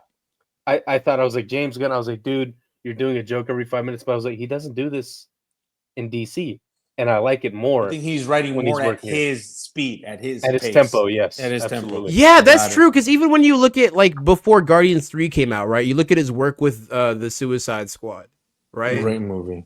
That movie is Perfect pretty movie. funny, but it's Perfect not 5-star consistently. masterpiece. So good. It's so It good. really is. It is way better than it has to be. I need to rewatch Like it even somewhere. even outside of looking at it through the lens of whatever the fucking DC EU attempted to do to I don't know artificially inflate hot topic stocks or whatever the fuck they're trying to do with that movie. but like it's just like a genuinely good film. You get all these great character moments that aren't immediately undercut by humor, and if there is humor in that scene, it's seamlessly inserted to where it's not a joke a minute of well that just happened or oh, guys are gonna It's a want to joke see that this feels right? natural. Like just Exactly. Like a think about, conversation. what's his name? Not Brainiac. It's the guy, the Yeah, thinker. The thinker. Yeah. He's like, "Do you want to rat up your ass?" He's like, "The answer might surprise you." It fucking fits. It fits. The humor It makes works sense. within the context of the characters and within the Absolutely. context of the story and within the context of the scene. Exactly. It's not just funny to be funny. It's a joke that would work between that's the characters. tailored. That's It's not tailored for to just a the specific audience. actor. Exactly. Even when even the payoff of the fucking smaller bullets joke is brilliant. Yeah. It is so fucking brilliant. And I it was think- not even a joke that I thought would make a comeback to a finale, but know- it's so well executed. and I think that that's why this show works so well. I think that this cast and the people that are involved in it just give itself like lend themselves to James's writing. Like John Cena, hilarious guy, great actor, great Ricky improver. Stenicki, dog shit. Every scene he's in, it's kind of Funny. funny. It's funny. This guy's got it. No, I'm telling you, it's so unfortunate that the rest of the movie is always asked that he's in because he's just great. He's so good. He's Yeah, hilarious. he's Even in that incredible dog shit performer. Fast and Furious movie where He's in, good as shit in it. He's funny as hell in Fast 10, and he's also like a good serious type character in the whatever Fast 9, 9.5, whatever. Where When he's number the one. bad guy or whatever. So like. Mhm. I don't It's know. not that, it's crazy that everyone's like, "Oh, The Rock is the biggest wrestler turned actor. When you have Batista pretty and John Cena who are acting circles, I'd around say The Rock until honestly, October. John Cena 1, I'll- Dave Bautista and 2, we The Rock will 3. yeah, that's exactly where I put it, Luis. That's my exact ranking because the main reason I have for that is because John Cena, even when he's in things that I don't like, he is never the Batista worst Mickey. part of it, right? I've seen things with Batista in it where I'm like, was rent due? No, Like, is the that thing- why you're the- here? the But thing like, with, the thing with Like John into Cena, I the mean, John Badlands. Cena's done paycheck movies too, brother. Let's not. he's get done it paycheck twisted. movies too, but I still really love them. But Like I I, think- no, well, not them, but like him in them. I think- He's a standout. I think in the thing them. is that John Cena is not scared to make fun of himself or to laugh at himself. Exactly. You know, where I think Dave Bautista takes himself incredibly seriously, which he should. Respect, He's an, yeah, Yeah. respect. He's an actor, and The Rock even more so. Too seriously. But despite the fact that he makes dog shit, you know, he takes himself too seriously, and it doesn't make sense because the shit then that he makes makes is Red One. garbage. Exactly. So it's like, whereas John Cena's like, hey brother, I'm game, being chilling. You know, like he doesn't give a fuck. Yeah. That's crazy. And I think it's really Incredibly being succinct. chilling. Exactly. So I think it's like, and look, and you mentioned James Gunn, and often his time it's like how jarring his comedy can be or his comedic writing can be. Mhm. Can y'all think of anything that maybe we've been glazing this episode? We're talking about how good it is. Can y'all think about or talk about maybe Okay. some things you guys didn't like or some things that you think? Okay. Just to kind of like wrap I- up our Peacemaker conversation. I do like the little like nods to other shit like fucking Guy Gardner has a gold tooth, right? And that's like because somebody punched it Batman. out and I'm like, "Oh yeah, Batman punched the fuck out your ass." I would too. I Is don't that what it blame him. is? Is that canon? Yeah. I don't know. Maybe. That I think that's what James Gunn is What I inferring heard. because he doesn't have the gold tooth in Superman, right? And the Justice Gang has been going around trying to recruit Why different people. Batman though? Because in the comics, Green Lantern thinks, specifically Guy Gardner, thinks that he's hotter shit than he is, and he tries to tell Batman off, and Batman's like, "Hey, bro, don't do Hey, it, yeah. don't He do it. tryna- I'll he really, tryna- I'll rinse you, brother. Don't do it." He said that ring he's didn't carrying have the more hose. will than He's my carrying the hands. hose. and he basically Batman steps was to like, Batman. act like you've been here before. He tries to buck at him, and he's like, "Come on, you want to fucking tussle with me, mano a mano? Let's fucking go." And he doesn't even get the fucking sentence out. Batman literally, it's the panel of him. He whaps him right between the eyes and knocks out a tooth, right? And the rest of I think it's the Justice League of America this time, like the team with like fire and ice and everything. They just go, dude, one punch. That's like one punch. Holy fucking shit, he's That's all out. it took. Like, That's all it like took. they cloud him, and that's what I'm thinking happened to him. But I do think while I like Oh James my Gunn's God. humor, not every bit of it was resonating with me in this episode, right? Like some bits during the Justice Gang interview I felt like weren't as funny as other segments, right? It was kind of wavy for me, right? Like the joke was going on pretty long, but not like, overly long, but I, feel like didn't feel that's like on purpose, though. Yeah. I feel agree. like I understand I'm it a was on James purpose. Apologist. I'm just like, no, man. And I'm I mad feel at like it James was on, I Gunn. feel like it was on He purpose, did but it some wasn't mad really shit on resonating with me. purpose. I Y'all don't think And get then- it, doing. bro. Y'all don't get And it. then I know none that of this was in Yorgo like, bullshit. Fuck you. I know also that this was the first episode, so we'll probably see more of him. But I really wanted more Vigilante this episode. I'm Oh, kind of it's sad we just happening. got what we got. Because when he Vigilante calls him, is who Ryan Reynolds thinks Deadpool is. he called him with who the Deadpool most like should be. he called him with like the most autistic question I've ever heard. To where even me, I was like, okay, that's intense. Bro, what that was it? scene It was something looking like at a mirror. about owls. It was bro, like- that shit was so yeah, it's fucking like- funny. he's like, what do you think owls are thinking or some horseshit like that? Like it was something. What are owls' eyes shaped like? What are He's like- owls? He's like circular, and they're like no tubular. He's like how they would fall out of their Out of there. sockets if they were tubular. What? He's Freddie Hey. Stroma. Incredible. I love He- you. He Like, says no doubt. something that's so fundamentally stupid while depressed and very intoxicated. Even Peacemaker's like, "You're not making sense, but I don't know enough to argue with you, so I'm just gonna let this rock." Like, it had me googling, and I was like, "Wait, what are owl eyes? Like, what's the situation there?" It was Economos. Or Economos, yeah. But I do like It's fun. But Same guy. I also do like how Economos still has the delivery of like he's really tired of his job. I very much like his delivery on all of his things. They just sound very whiny and fun. Like when whenever Rick Flag Sr. calls him and is like, "Are you observing the target?" He's like, "I'm doing my best. Gosh, lay off." I'll give you one thing I don't like. Can I tell you? I think what's his fucking name? Who plays Rick Flag Sr.? Frank Grillo. Frank Grillo. Frank Grillo pad. Yeah, I think he thinks he's in a different show. He thinks he's in a different show. Yeah. Yes, I think the vibes and maybe it's on purpose, and maybe that's just kind of like the point that he's like the buttoned up kind of like serious hard ass. Exactly, like this guy killed his son or whatever the fuck. Military guy. It's jarring as fuck for me. I don't think I like Frank Grillo. I don't think he's terrible. Mm-hmm. I just don't think he's a good enough actor. Italian. And that sometimes he's Italian. Fuck him. Racist piece of shit. Fuck anyway. I have to cut that. Now, wait. People are going to be offended by now, Luis. What I'm saying is that I think it's like his scene with Sasha Bordeaux. Goodness gracious! With Sasha, his scene with Sasha Bordeaux, she's a professional. is incredibly jarring. Lord.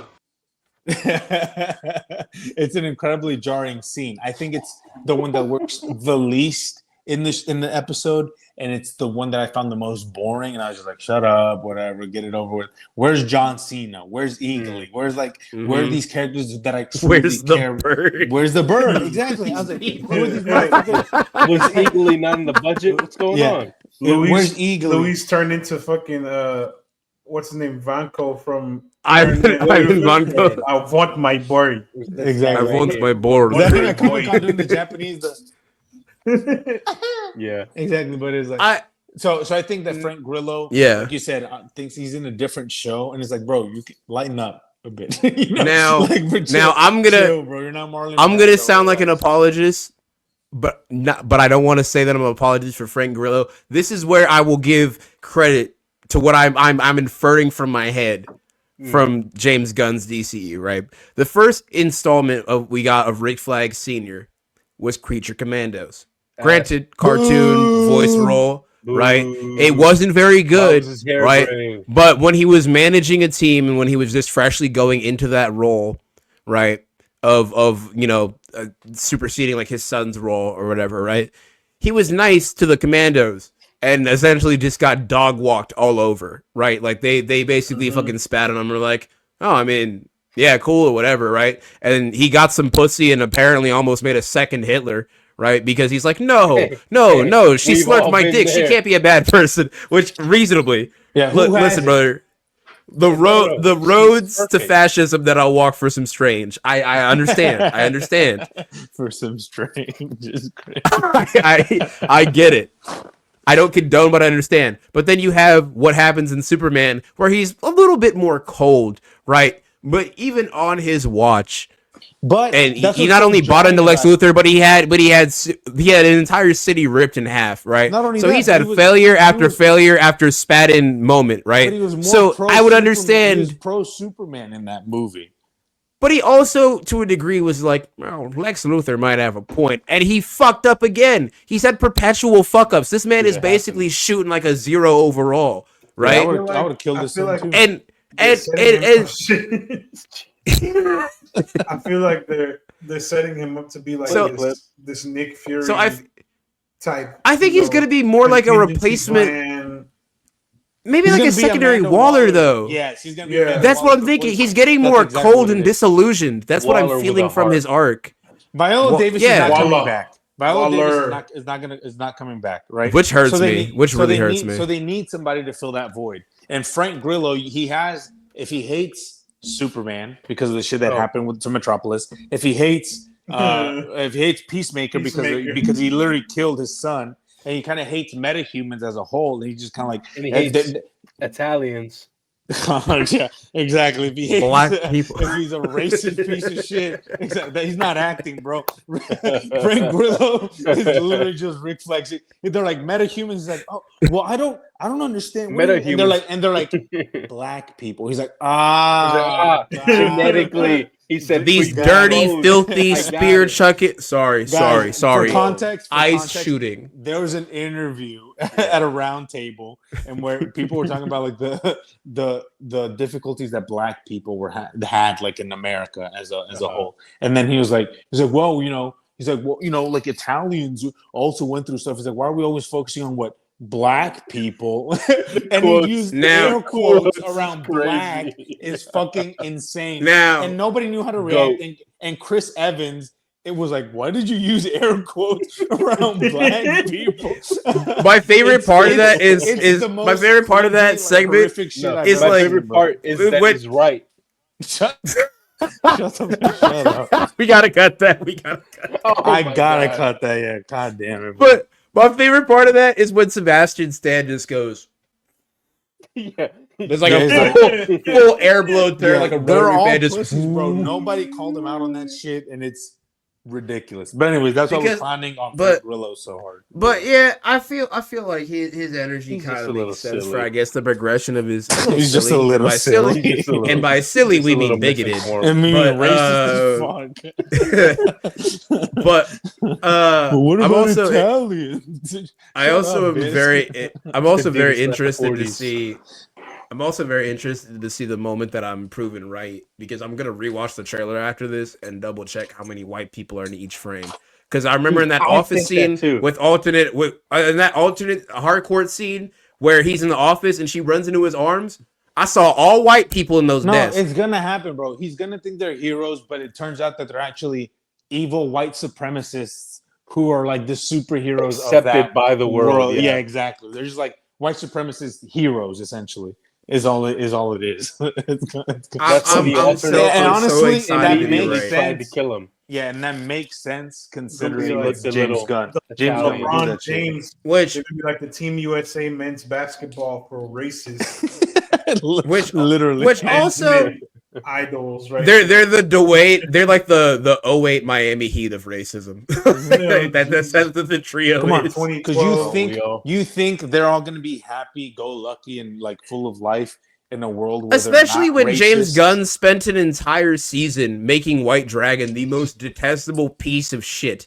He wouldn't be like, no, guys, I have the multiverse. I can just undo all character progressions and death means nothing. No, he's going to make it have a purpose. He's going to be like, listen, this is the furthest we're going to go to the multiverse for a while, and you're going to see why we don't. Because it is absolute bullshit in an infinite universe that every single variant of yourself might have a better ending. That's ludicrous. From a story perspective.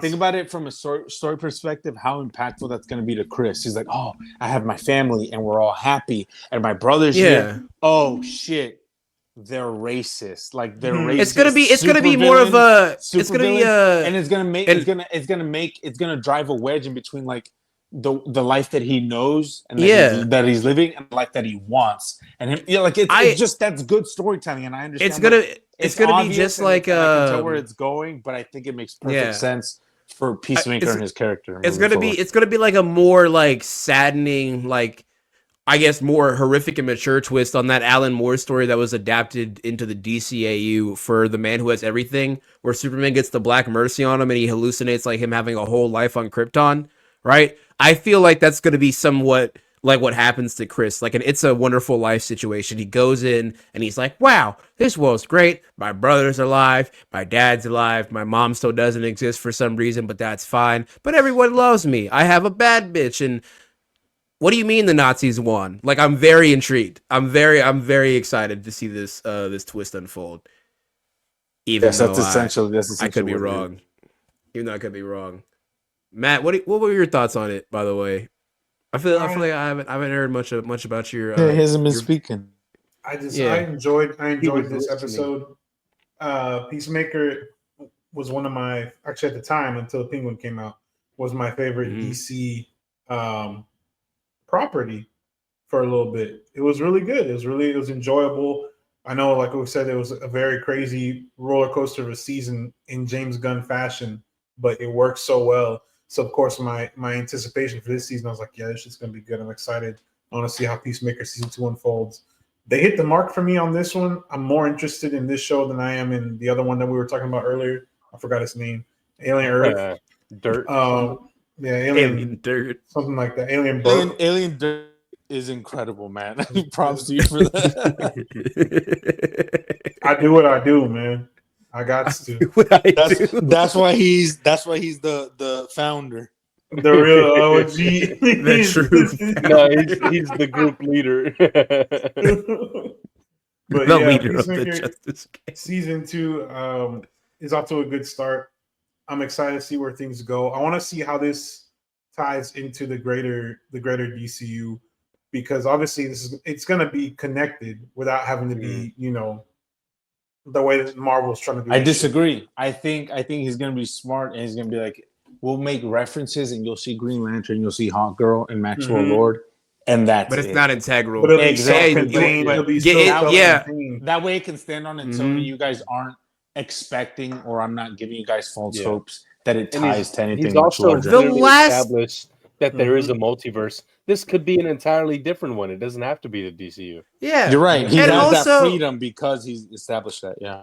And also, like, who honestly, out of everything to come out of Marvel's era, where they were shoving everything to streaming, both during and post COVID for a little bit, right?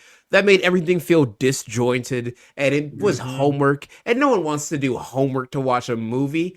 I like Marvel, but fuck, dude, I don't want to do that.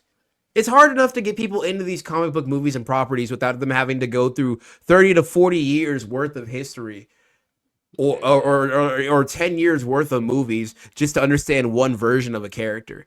And I really do like how this is connected, but tangentially. I like that.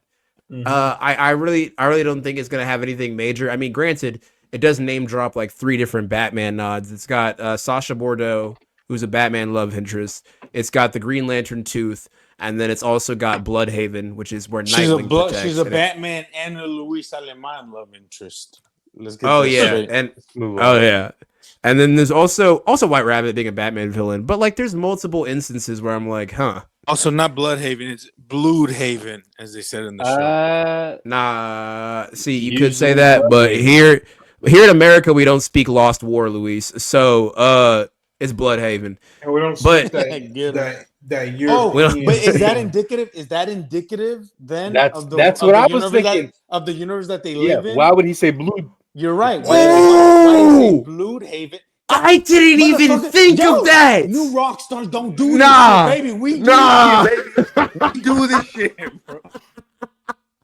That is Bro, a third mythical eye pull. open Yo. right now. Thank God. Okay. We don't see crowd at the Sinestro. We have to clip that. Okay, we're clipping. We have to clip that. That's a short. That's a short. Okay, that's a mythical pull.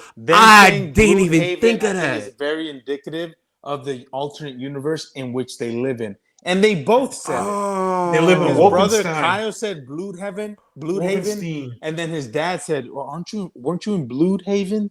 Not Bloodhaven, Bloodhaven." Which, Man, they live like in you said Wolfenstein. it yourself. We don't speak Lost War, but they do. God damn, we do this the shit. one war. Damn, we too good at this shit, baby. if James Gunn, if you see this some Christmas miracle, some way somehow, if this is what you did, I'm gonna be honest, bro. If you need a new person to cheat on a wife with, brother, I'm right here. I got it, brother.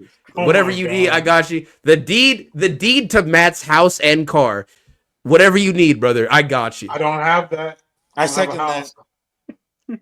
Or Matter of fact, if I you have need a an car, organ, but I I don't need care deed. if. Listen, I don't care. We'll give you Matt's jersey, the blue title. Matt's hat. We'll No. give you Matt.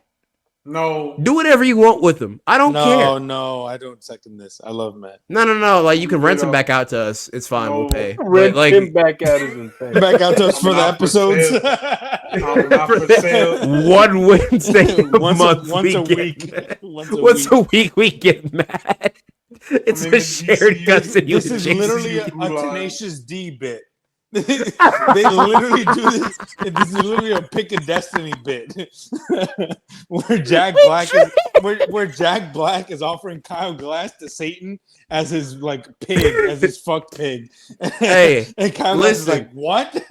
And he's like, Listen, "It's the only way. It's the only way. It's the only way.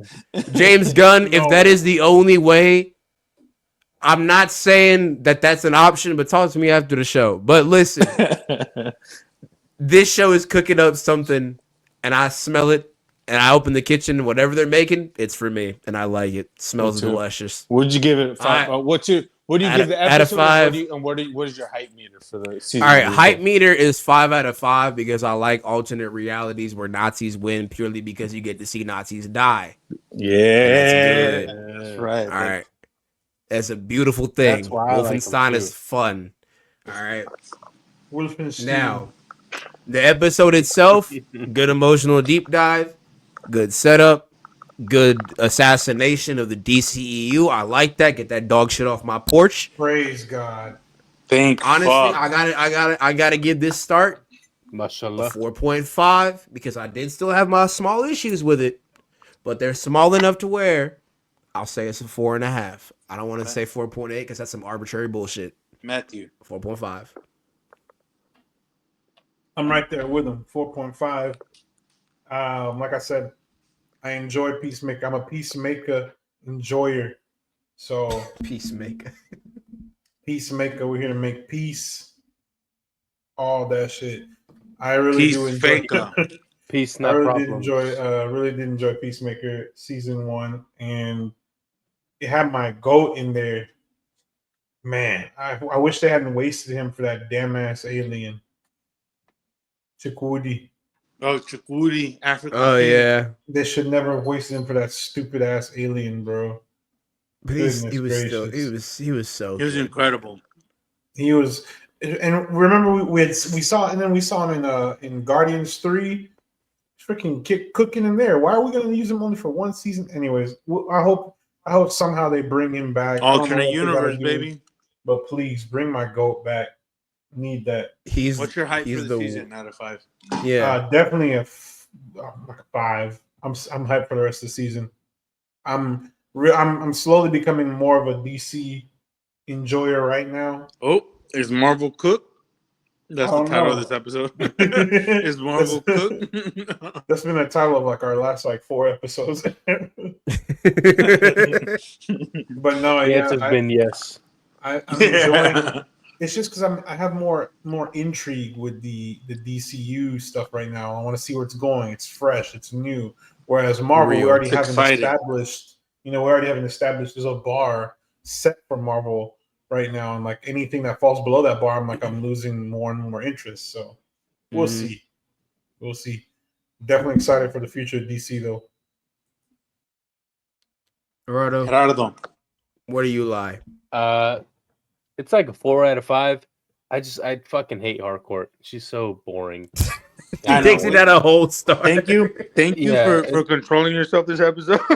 I appreciate it. For not saying what I say off camera. Yeah, exactly. For not saying what you say off camera. It's just like it's The demo tapes James that we Gunn. have right now. James Gunn. I get it, dude. That's your wife. Respect. I'd put her in stuff too, but you can't make me like it. And she's not very good in this. She's not very good in anything. You're gonna push it back. Yeah, just give her less scenes. Give her less scenes. Psych, bitch. She's gonna give her more. Wait. Oh, I know. I just realized 4. I just realized the ridge of Peacemaker's helmet and the ridge of Vigilante's hat are the same. That's hilarious. This man is such a fan of his buddy Because they're boyfriends. Oh, I just want because to say they're real sweet quick. boyfriends. They're That's great. roommates. The Peacemaker 2 outfit, Peacemaker from the alternate universe. Banger. It's The fucking long It's sleeve. hard as fuck. The long sleeves, the With the helmet silver, that's more that's more tight fitting to this face. Incredible. It's really hard to make like a long sleeve leather-esque superhero costume not Without it look looking like it's a leather Marvel-y. jacket. Ask Bryan Yeah. Singer how to do it. He killed it. Bryan Singer Get that is hook Who drew the Did- Last Stand Spider-Man? Get that was diddler fun. out of here. I forgot who does that story, but that is also a solid one. What's your hype, Banger. Gerardo, for the season moving forward? Like 4 out of 5. Hell yeah. 4 to 5. I'm, All right. I'm with it. I'm with it. Do you guys think that any other major DC players are going to show up? Because we already got like allusions to Batman. We got allusions to Nightwing. We got confirmation of Judo Master from like What was the illusion of? Yeah, trailers. Judo Master's in the trailer. Who was the illusion of Yeah. Nightwing? Nightwing, Bloodhaven. That's his city. Okay, stop. Come on, Bloodhaven. You know what? It would I don't not surprise speak- me. It would not You surprise speak me sauerkraut? if Millie Alcock shows up. That movie is well into production. It's the next DCU movie. I think at the very end she'll get an appearance. Yeah, it would not surprise me if Millie Alcock Supergirl shows up for a scene or an episode or whatever. Mhm. It might be far fetched, it might be out there, but I think it would. I think James Gunn would pull it off, and I think it would be a perfect and beautiful way to tie into and get people hyped for like the next movie. You know, I think that's like a nice little subtle way, introduce her to a TV show that not everybody's invested in, and then boom, now you have a Supergirl movie or whatever. I don't think know. it'll That probably makes be something sense. along the lines of like, there's something that they definitely could not handle on their own, and Supergirl has to be like, "Hey, you suck at this," and then like step in and do it for them. I think that it'd be a cheap way, but that's probably might be the route they go. Yeah, Either that or she shows up too late again, like the Justice Gang did in the first season. That'd be quite funny. that would be very funny. I'll give But- you guys my thoughts on the episode real quick. I'll give it Yeah. a 4 stars. I don't think it was Mhm. perfect. I think it's a pretty good first episode. I love James Gunn. I love this show. I love this cast. I love their dynamic. I'm pro James Gunn. I love everything he does, so it works for me. As far as my hype for the season going forward, it's like a 6 out of 5 stars. I mean, I think the first season is incredible. This show is just a lot of fun. It's just fun to watch. You just have a good time, and it's exciting, and it's just like, I don't know. I'm hyped for it, and I'm ready for whatever James Gunn has in store for us moving forward. I think that's a fair assessment. I think we definitely have a promising start, and I really can't wait to see more. And I think another group of people who can't wait to see more are the fantastic listeners and watchers of this episode. Thank you so much for tuning into a fantastic episode of the Cinestro Core. We greatly appreciate you for watching, listening, and just putting up with our nonsensical babble. We've been getting a little bit of traction, a little bit of motion recently. So, we're kind of bossed up. We are currently at, I think it's 147, Matt, right? 48. 148. Ooh, damn. That's one more. Get it straight, Ooh. baby. Get it Let me straight, check. Yeah, that's Let me nice. check. Hold on. Let me Oh. check. Let me check the stats. Check the If we went stats down sheet. to 140, 130. I'll cry right now. It's one. 148. Oh, 148. Ooh. Me and Ooh, all yeah, my we getting bot- up there. Me and all my bot accounts. Yeah, Me and all my- 13 fake emails going overtime right now. But this is all in Minecraft, by the way. We're joking about this YouTube automated bot that scans for messages of people saying controversial or stupid things on air. That's fake. Is That's that not real. That's not real. We're not meaning that. That's not true. But we thank you, people who are definitely real and watching or listening. Yeah. And if you want to watch or listen to us with funding, but better and nothing like us, then go ahead and tune out to Backstage OL for all of your amazing behind the scenes scoop and latest interviews with all of the greatest Hollywood peoples out there. They've done interviews with the likes of Tom Cruise, Dwayne The Rock Johnson, the production behind FX and great series such as Alien Earth. So I really think that you should go ahead and check them out. Our very own David is an excellent correspondent we have. And if you go over there, tell him we sent you. And won't know. Shout out Alex. Also- who's been also killing it shout out now Alex. in the entertainment industry, writing and Mhm. kind of reporting game. He's been killing it. Does stuff for Vulture. Does stuff for all kinds of different publications, and he's just kind of killing the game. So shout out to him. And he's a listener, shout out. and he's been a previous guest on the pod as well. Yes, Check for him out our in Superman in our episode, Superman right? Episode, yeah. Mhm. Check him out in our Superman episode. Go ahead and tap into what he's been doing. Check out his publications, and he's a great writer, great friend. He's a good Oh dude. yeah. Please go. A great support. guy. Oh yeah. And if you want the opposite of a great guy, tune in on over to me. On the internet, you can find me everywhere on YouTube, Twitch, and everywhere else at Tari Singo. The war on YouTube, I thought had a ceasefire, but apparently it has continued because of something remarkable today. I got a notification that a video had been taken down off of my channel. And I was like, wow, that sucks. I got to see what this is. And I checked the email associated with my Atari Singo account. So like my main one, nothing. I go and I check my alternate email that I used when I first signed up to YouTube back in like 2011. And a video that I had uploaded when I was in the 6th grade titled Too Many Explosions, where I literally got the Michael Bay special effects app that they sold on like the iPhone 3 and 4 and shit, and just filmed things around my neighborhood and like my friends exploding at the bus stop. It was removed for, and I shit you not, I'm going to verbatim read this. Racism. A violation of YouTube's policy on targeted harassment or threats of violence.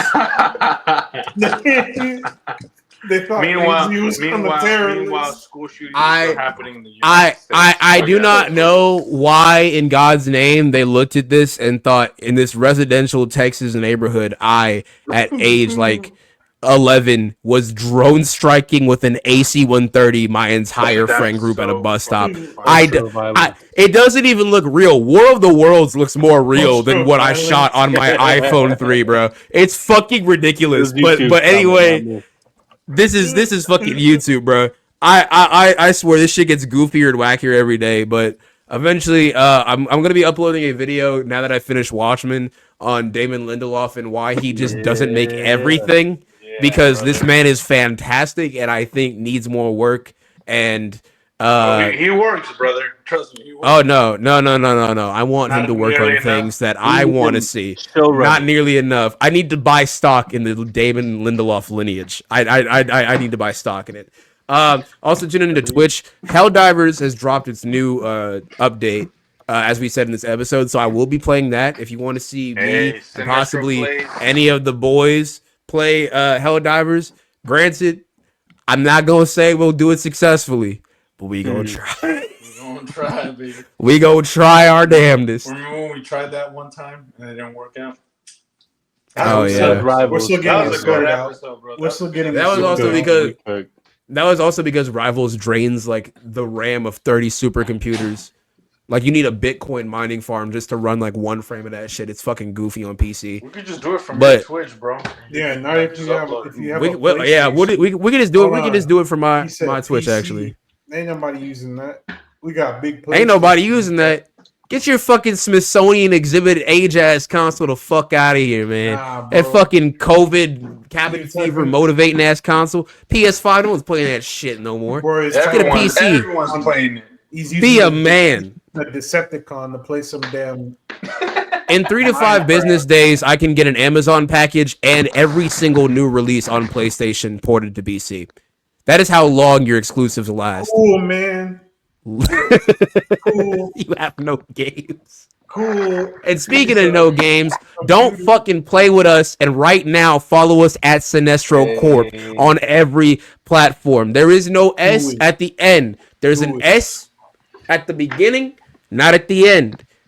It is in our name, but not in our @ I don't know how much easier we can make this explain, but keep up to date with all the wacky things we're doing, or see what times me and the boys decide, hey, why go to work when we can day drink and play Helldivers? Just, you want to know when that's happening? Go ahead and, follow social media. You can find that out. Yeah. But with that being said, what? We'll be doing more gaming stuff in the future. Oh yeah, we're trying to get our streaming shit together so we can live stream playthroughs, live stream events whenever we go to these cons and the Oscars and all that shit. So the Oscars, I like how we jump from streaming on Twitch to the Oscars. to it go. That's the steps. It goes Twitch, DreamCon, VidCon, Oscars. That's how it works. I mean, if we do like an Oscars watch party, but I mean, yeah. If we go to the Oscars, I mean, that'd be cool. That'd be nice. and we all slap Chris Rock one at a time. Oscars watch party in my house. I'm down. I'll be in there. I'm down. That sounds Chris awesome. Rock. Bet. Come over. But I hope everybody who's viewing this and who's listening to this is down to just keep tuning in with us. We appreciate y'all. Appreciate the support 100%. And until next time, y'all stay awesome, and we will see you at the movies. Peace. We're